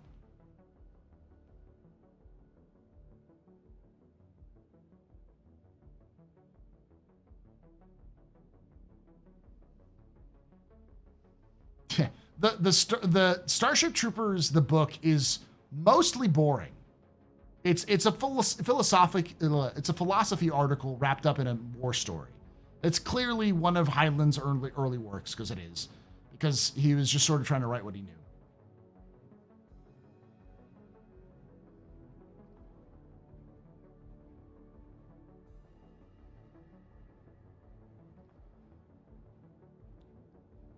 Well, the thing is Macross doesn't come out into 1980, I don't think.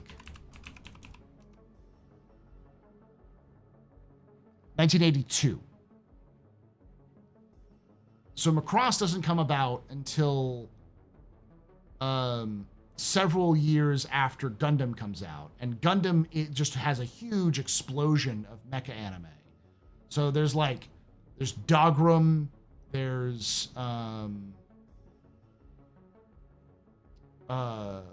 Full Metal Panic. I think it's not Full Metal Panic, but it's something like, there's like 3 or 4 series which are sort of, there's Patlabur.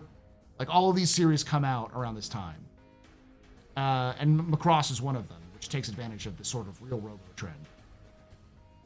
And without both of those series being so popular, you don't have Robot Wars, I want to say, was what it originally was called for Battletech.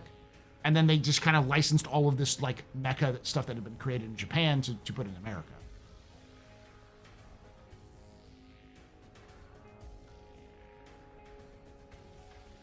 Evangelion doesn't exist without either of those being made. You know who the studio that made Evangelion, what they were super into when they first started doing like animations and such? Fucking Gundam. They were huge Gundam fans. It's no surprise that several of the members of that studio have ended up going on to do the most latest Gundam series.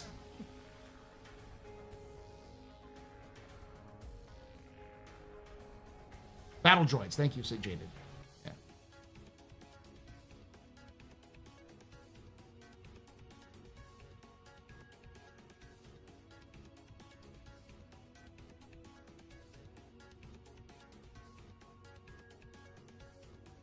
Oh, the Roughnecks TV series, Happy Rob? Yeah. I will defend Verhoeven's Starship Troopers because it's not trying to do the same thing as the book. What Verhoeven's trying to do is take the ideas behind the book and satirize the shit out of them.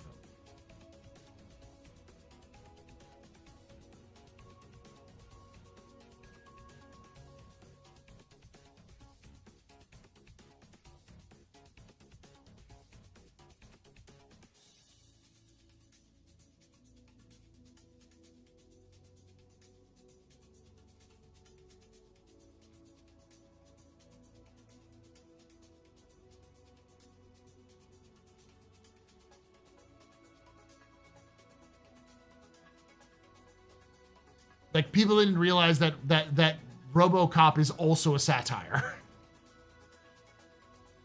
It's just action-based. Yeah, RoboCop is a mecha satire. It's actively making fun of mecha, but it's also actively making fun of, like, the cyberpunk. And also capitalism. It's like, it's cyberpunk in the sense that it's designed to specifically lambast people who think, oh yeah, this is cool. Like, it's a fucking awful universe. Yeah, and also making fun of cops, yeah.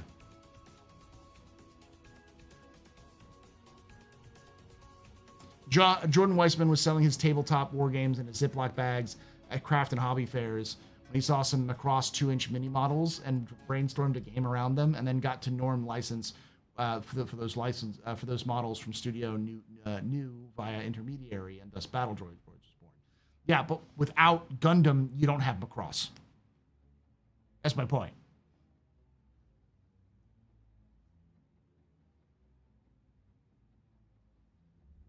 Cyber dystopia, yeah.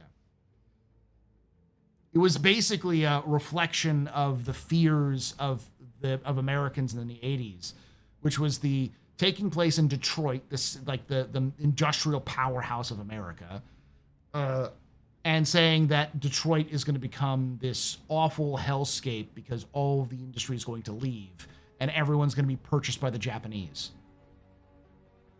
That was the fear of the time. And that the companies that would take over were these mega corporations which controlled everything. God, imagine if that really happened. I know.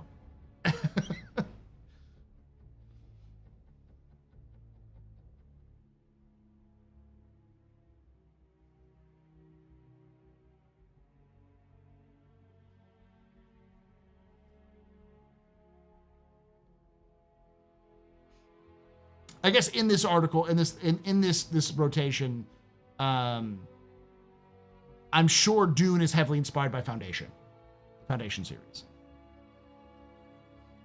So it technically goes Foundation, Starship Troopers, Dune, Star Wars, and then from there on. Did you watch the SpaceX launch this week? I stopped watching them when they started blowing up every other time.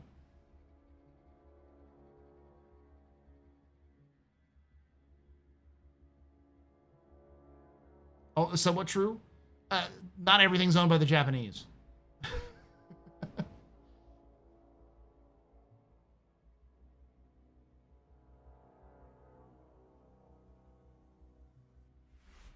You're American. I thought you liked explosions. Not typically, not when they're not supposed to happen.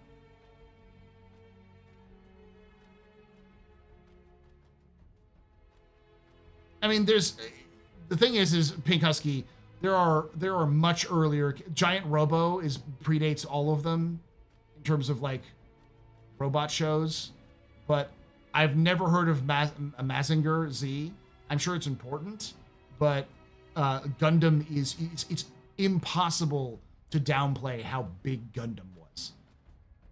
Gundam was fucking catastrophically huge, even for Japan. Like, it was so ridiculously popular. I've heard people call it the Star Wars of Japan, and it's probably true.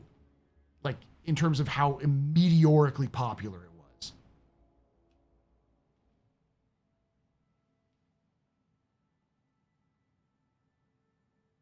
Have I read anything from Black Library? Yeah, I read a lot. I read a lot of 40k lore. I love 40k lore. I don't do 40k lore on my channel because there's so many other channels that do 40k lore that it's just like, what would I add to it? I've played with the idea of doing sort of like a big introduction series for it and then sort of letting other people who are more detailed do it because kind of bring my own teaching experience in. But it's just kind of like, eh. I love Infinite and Divine. It's one of my favorite stories. I've read most of the Caiaphas Cain novels. I've read all of the Gaunt's Ghost novels. I read the Gazgul novel. I'm reading the Ursula Creed novel currently. And I'm also reading the Twice Dead King series.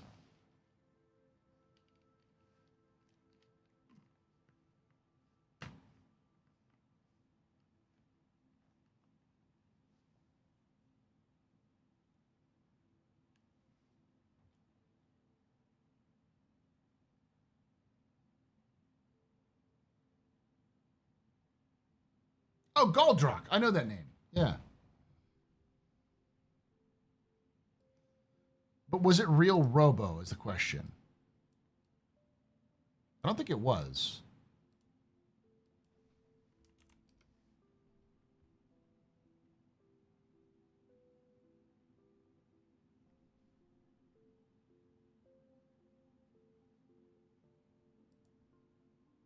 Yeah, it's Super Robo.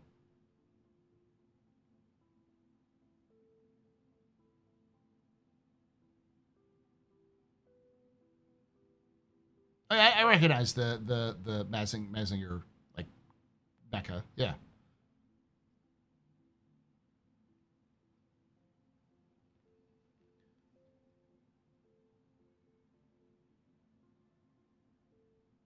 But there was a whole genre of giant robot fiction and manga and anime in the 60s that predate Mazinger. Just Mazinger just created the idea that you could control a robot from inside of it. But it's just sort of like an evolution. It was called Super Robo or the Super Robot sort of idea where you had effectively superheroes who could pilot robots. And the idea of Gundam was to try to take that idea and bring it down to reality, like to ground it in a military fiction, which is where they took the inspiration from Starship Troopers.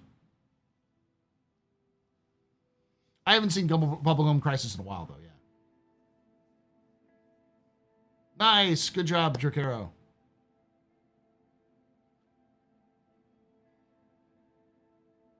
Very nice. I'm getting into getting into it. Got the Grey Knights Omnibus. It's a thick boy. Yeah, it's big. As I always I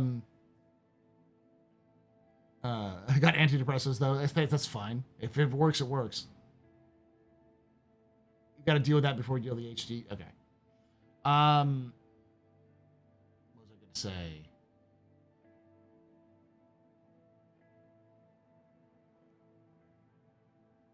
If you're wanting to get into 40k lore, probably the best series to get is the not Eisenhower, it's the wrong one.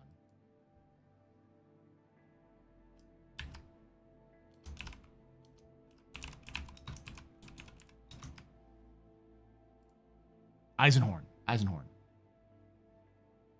The Eisenhorn trilogy, yeah. That's the best intro for anybody. If you just like fiction, read the Eisenhorn trilogy. It's written by Dan Abnett, who's one of the best authors in the Black Library. And it gives you a good, solid overview of the universe, but doesn't get you into the, like Space Marine bolter porn shit.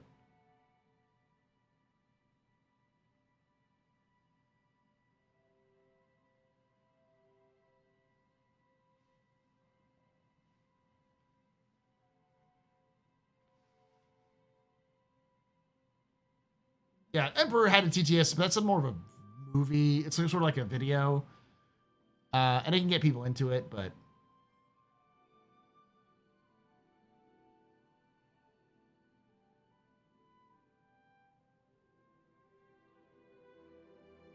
Yeah, it's all... the problem with the TTS, about TTS, is that it tends to give people a skewed view of the lore to think everything is a joke.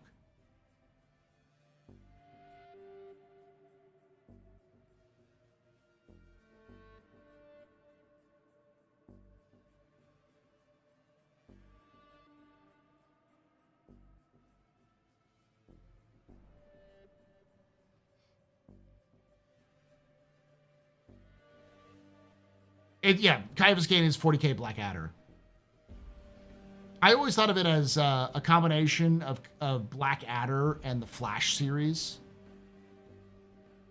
Not Flash like the Flash superhero, but there was a book series in the 70s and 80s about a guy who was literally everywhere in the late 1800s. The Flashman, thank you, Flashman series. Like Royal, my one I read was Royal Flash.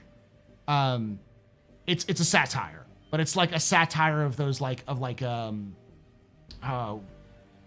and Commander and those sorts of books where it's just like, haha, proper British gentlemen fighting in the edge of the universe. Flashman is like, he fucks, he drinks, he stumbles in and out of problems, but always manages to get out, and it's like, ha ha ha, I'm the best, because I won. So it's like, that is very Caiaphas Kane. And Blackadder is obviously a huge influence too, but I'm sure, I wouldn't be surprised if Blackadder also took influence from Flashman, so.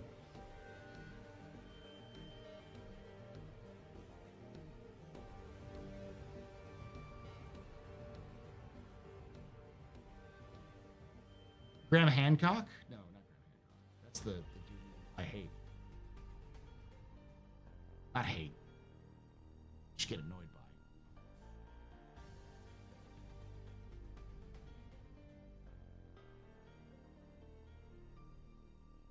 I want to tie this all back into, we need fucking novels, CIG.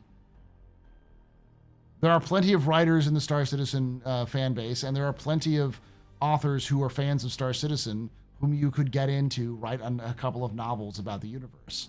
And yes, I know, you don't want to be tied yourself down to any sort of specific things until you have everything wrapped up, but fucking 1.0 is around the corner. You're going to have something tied in. Even if it's just neat little side stories that don't have much to connect to the wider universe and use some of the elements that exist. Maybe some backstories for Squadron 42 or the invasion of the Vanduul.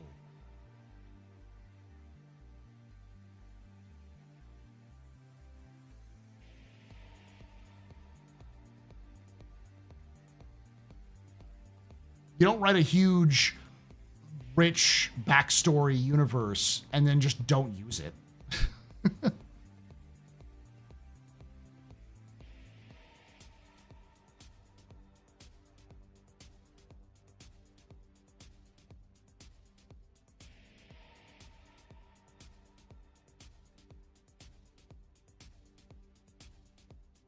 I want a novel about young Colton.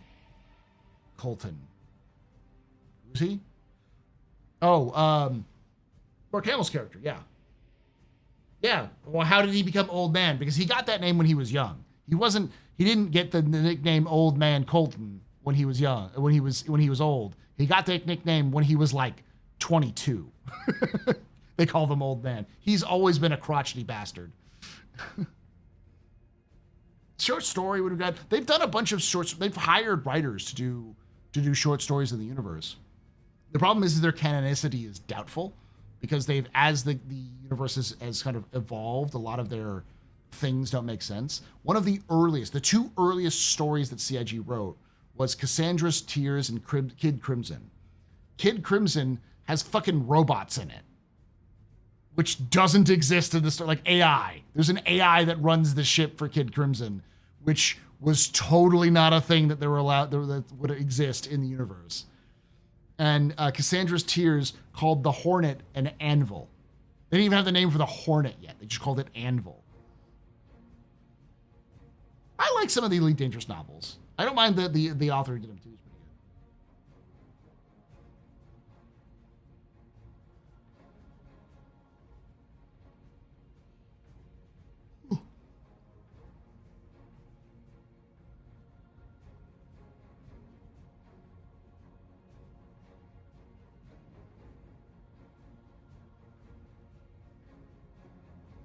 I think I've only read the first two, so my opinion is limited. To be fair.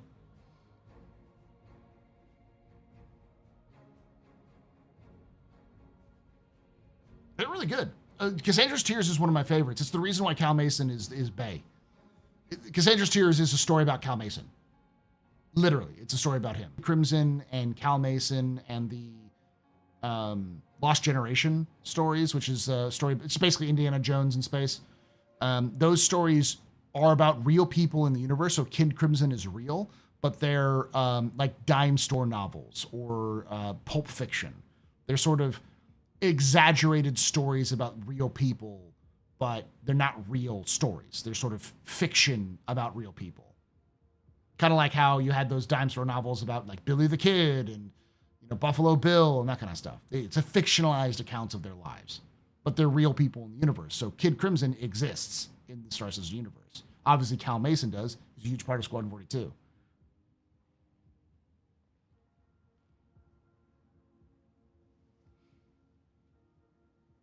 There's also Void Rats and Orbital Supermax. There's a couple of good ones in there.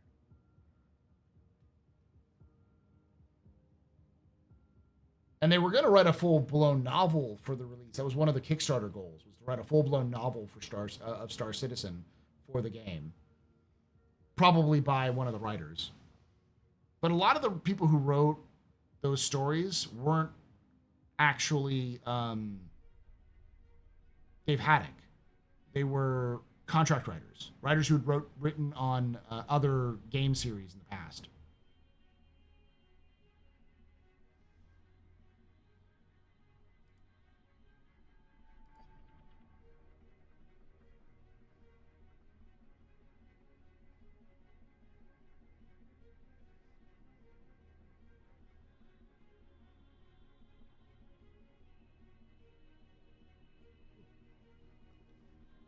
I know that's a lot more complicated because if you sell books, it's a huge loss. It's a huge risk to sell books. CIG did used to sell books. There were Jump Point compilations, and they just couldn't sell enough of them to make a value out of it. But I think publishing novels, even if they're just ebooks that you can buy on their web store, would be a good value to add to the universe as a whole.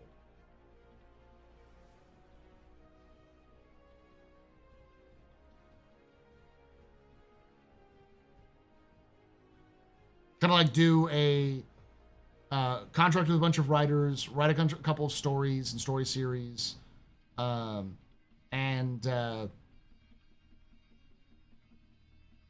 turn those into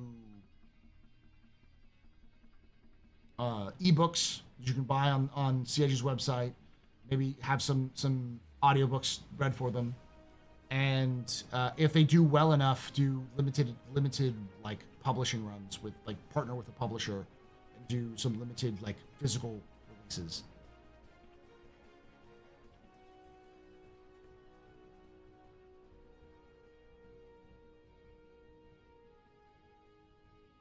Because again, if Squadron does well, and there's, in my opinion, I will say this, I believe it'll do well. I think there'll be enough of an appetite for more stories in that universe just from Squadron that CIG could get more interest. I'm also highly biased because I like the universe, and one of the things that really got me into science fiction outside of the classics, the thing that really got me into reading science fiction more regularly was the Halo series. The first 3 books of the Halo lore, which was Fall of Reach, The Flood, and First Strike. I read all 3 of those books when they came out. after I got into Halo. And that got me going into like rereading Starship Troopers. I read a bunch of other kind of little cheaper like military science fiction. That got me back into reading Dune and a bunch of other things like that.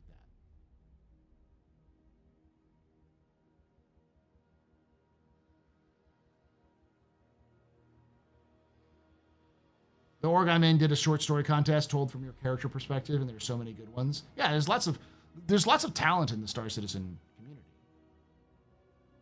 that they could pull from, let alone hiring writers from who are established to do stuff.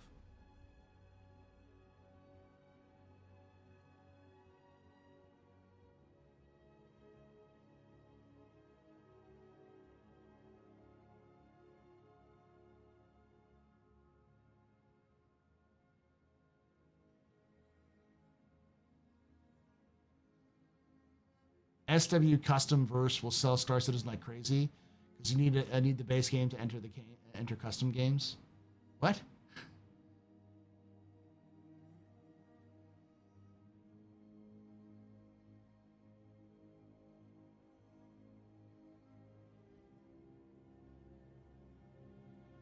I really hope your students know how good you are as a teacher. If I had more teachers and professors like you, I'd have gone further. I'm an average teacher. I'm not a good teacher. I'm just passionate about stupid things. So yeah, I can teach you about lots of stuff. But like in reality, they're not really good lessons. Good lessons require hands-on, hitting different modalities and different ways that people learn, adjusting for people's strengths and weaknesses, discussions, interactions, assessments, which I don't do. I just talk about shit.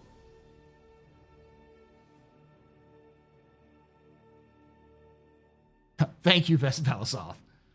I'm not saying I'm a bad teacher. I just don't think of myself as like teacher of the universe sort of thing. I just do what I can.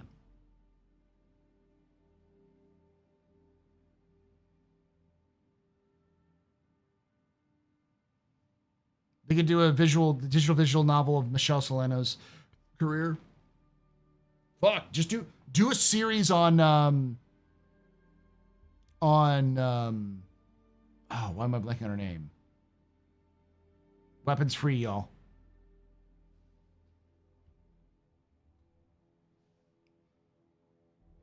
Why am I blanking on her name? Dooley, sorry. Brain fucking fucked because of school and such. Rowena Dooley. Agent Rowena Dooley. Do a story about her rise. You know? She was in the Marines. She left the Marines, joined the advocacy, became an advocacy agent.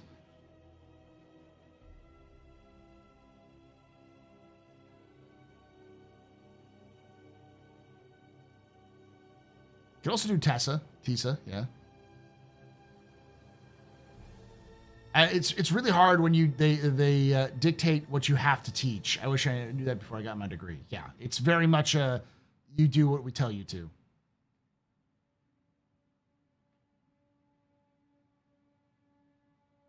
Or that Gladiator Squadron, yeah, the 214. I think it's 214. The Black Crows, yeah. A Black Crows novel would fuck hard. The always way I like to describe the Black Crows, and if I ever had the chance to write the lore about them or like stories about them, the way I would couch them as is the group of a competent group of pilots who will always get the job done and do it well, but the battles they fight in are never winning. They're always on the losing side of the battle. So they'll do well and they'll win their side of the battle, but nobody else will. So it's sort of like we're fucking holding this whole goddamn Navy up by our goddamn like chin. The whole damn thing is balanced on our forehead. We're trying to keep everyone around. We can't fucking do everything, but we never get the accommodation for all the hard work we do. The glory boys in the 42s get all the fucking acclamations while we actually do the dying, do the fighting and the dying. Sort of a bitter but determined perspective.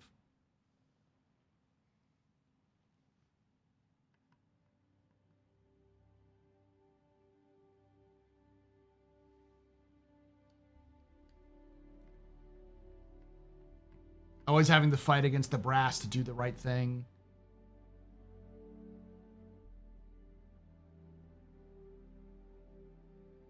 I like that, Iris.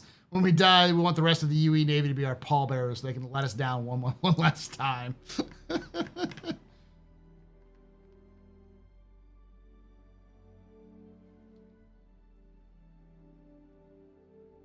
Like, to think about this, the Black Crows have been an active UEE squadron since before the fall of Virgil. But they didn't get acclamation until the Virgil raid, which happened, like, in lore, like 100 years ago. Like, they got fucked. And we know what they did for the fall of Virgil. They're the only reason why we have as many refugees from Virgil as we do, because the rest of the Navy gave up and refused to help the refugees. And the Black Crows said, I didn't hear no fucking bell, and went in anyways. Most of them dying, or a lot of them dying to try to get more refugees out, and managed to do so.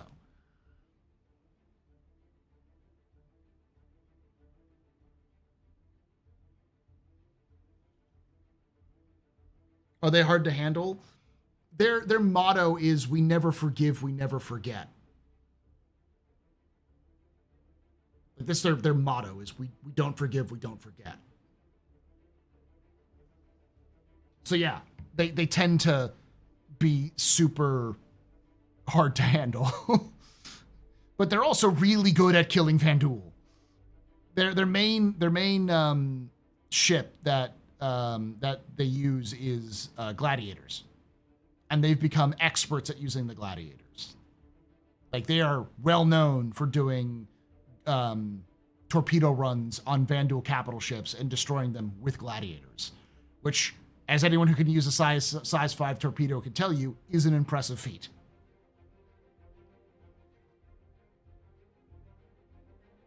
Oh shit, my thing works well for them. That's what I was saying. It's like this that's really good quote there, Eurus.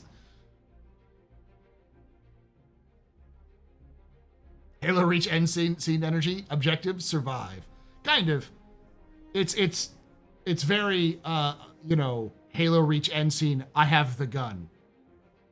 You know? That sort of thing.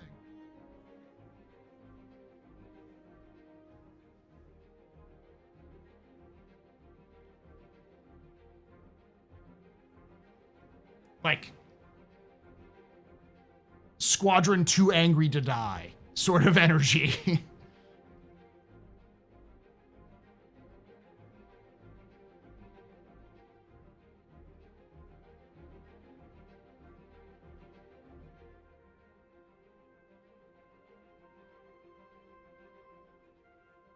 I don't know. I wouldn't be surprised if there are Tavaran in the Black Crows. That would fit them. Right? Wouldn't it be cool to get a Black Crow paint for the Gladiator? Well, the 38th is the Gladiator Squadron, or is the Gladius Squadron.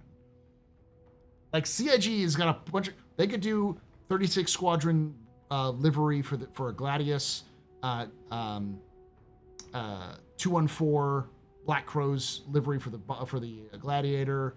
I forgot which the number is, but the Thundering Thorshoes, which is a bomber group for the Retaliators. Squadron 69. Nice. No, 89. Yeah, Squadron 89. Not so nice. Squadron 89, which used terrapins. So the terrapin skin with Squadron 89. Yeah, the 999th. You could actually give a 999th skin to the Zeus, because the 999th are the ones who tested the Zeus. The Zeus 1, but you can give a nice nod to the Zeus 2. Wait, what are they? A group of angry, Vanduul-hating, generational-hating peoples? Virgil. They live in Vega. They're, I call them the children of Cyrene. Because the main planet in the Virgil system was Cyrene. And guess who went into Virgil to save most of those people? The 214. The Black Crows.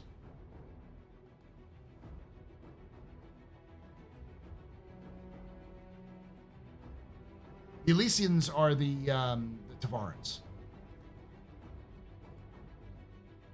Some of the big game packages, there are 9 or something campaign skins. What are those? I have no idea. Squad 69 Fly Redeemers.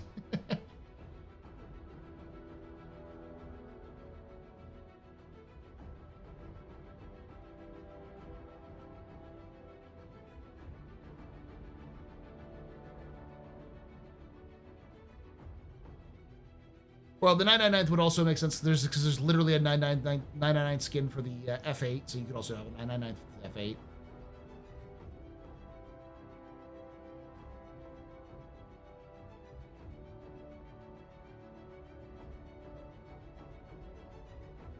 There also was a large population of Tavaran who lived in Virgil. So Virgil, or Cyrene, had refugees who were both Tavaran and human. There was a large population of Tavaran who lived in Virgil during the invasion of the Vandul. And knowing what I know about the angry fuckers of Virgil, the children of Cyrene, everyone's a child of Cyrene. Doesn't matter what race you are. If your family was there during the fall of Virgil, you're fucking pissed. You are fucking die mad kind of thing. Like you will hold that grudge until you die and ensure your kids hate the shit out of the Vandul. They say Cadia stands and to remember Reach, but you avenge Cyrene.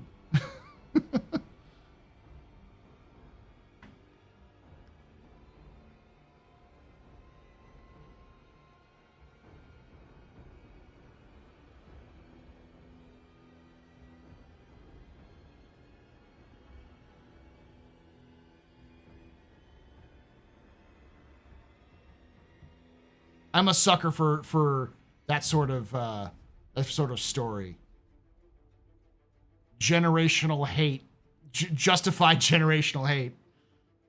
I do have a video on Virgil.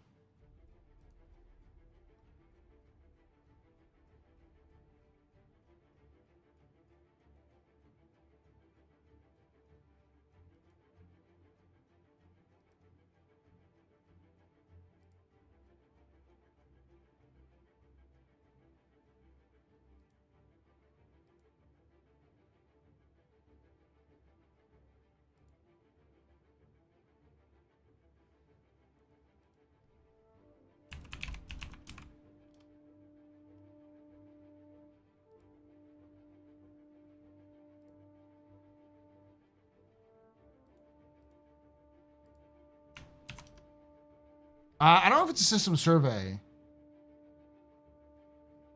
It might be. It's one of my favorite videos. I love this video. It, along with the Gladiator video, are some of the most fun ones to do.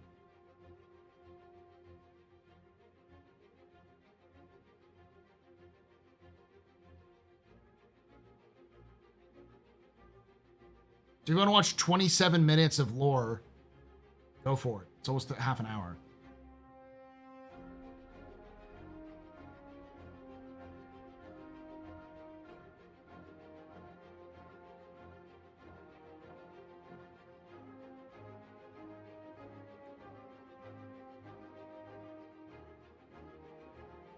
And of course, how could I not like the story of the children of Cyrene? When they build fucking mechs.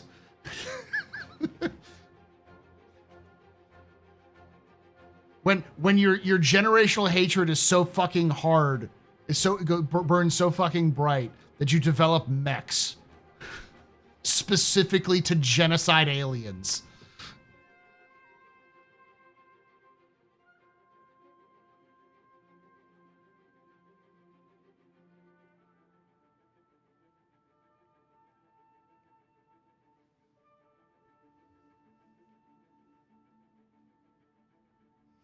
What's going to be shown off at CitizenCon?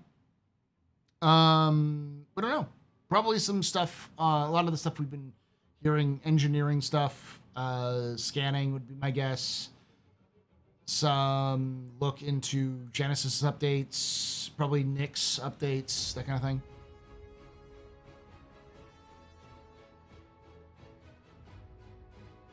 You said Virgil and Mex no summon to the chat.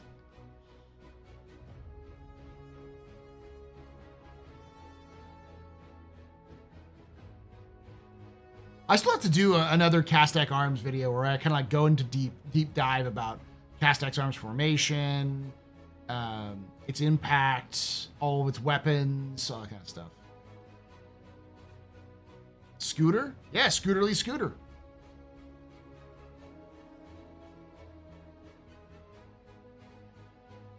You know? Good morning, Stanton. Or this is Scooter. That one.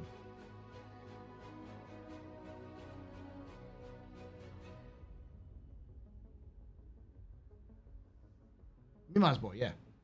Whoa. The genocide is merely a byproduct of killing them mercilessly in great numbers. We're not monsters.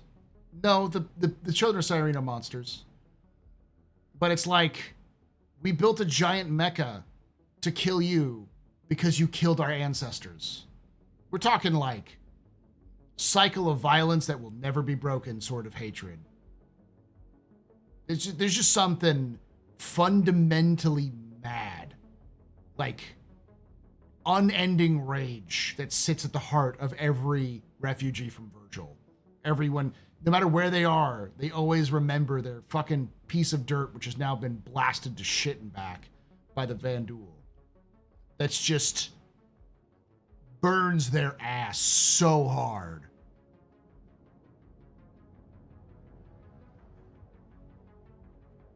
It's like it wouldn't even be like it's like a someone goes, you're genocidal, you want to kill all of them. They'd be like, yeah, that's the point. Like, we either do that or they do that to us. And I'd rather get in my giant mech suit and punch this thing in the face until it stops moving.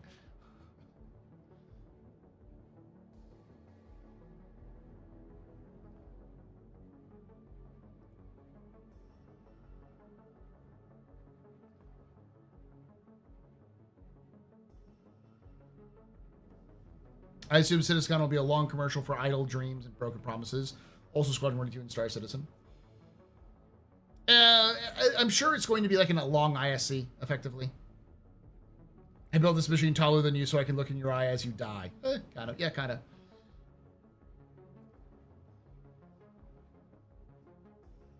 I hope CIG leans into that because they've really, maybe accidentally, created every descendant of refugee from Virgil is just sort of a generational hater, like absolute 100% singularly focused on like kicking every Vandal in the face that they see.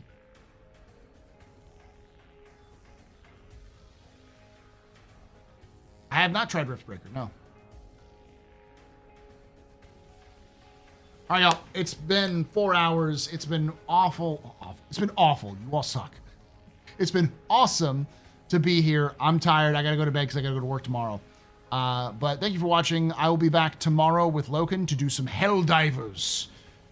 With the ODST releases, the Halo crossover, we'll be doing some of that. And then this weekend, this Saturday, I'm going to be doing my long stream, my pubathon. I don't know if we'll have a captain's table because nobody has responded to the captain's table update. We've got one person, but so I might not do a captain's table this week and instead do a captain's table next week when I can gather more people together. And instead do my pubathon because that'll be on the 30th.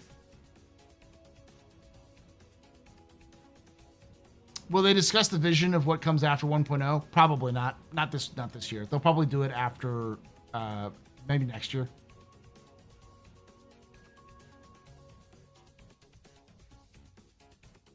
Wait, there's a camera at the bottom of the Idris. Okay. How far along do you think base building is in CitizenCon Showcase? They've already told us that it's done.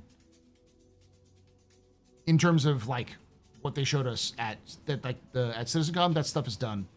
They just have to wait for UI updates. That doesn't mean it's the final version. They'll like test that out and then tweak it like they've been doing with engineering. So yeah, Sunday we'll be doing a open lore expedition as well, and then Monday, because it's a holiday, I'll be doing. Normally I'll be doing my normal stream. So thank you for watching. Thank you for hanging out, and like I say every time, hope to see you someday.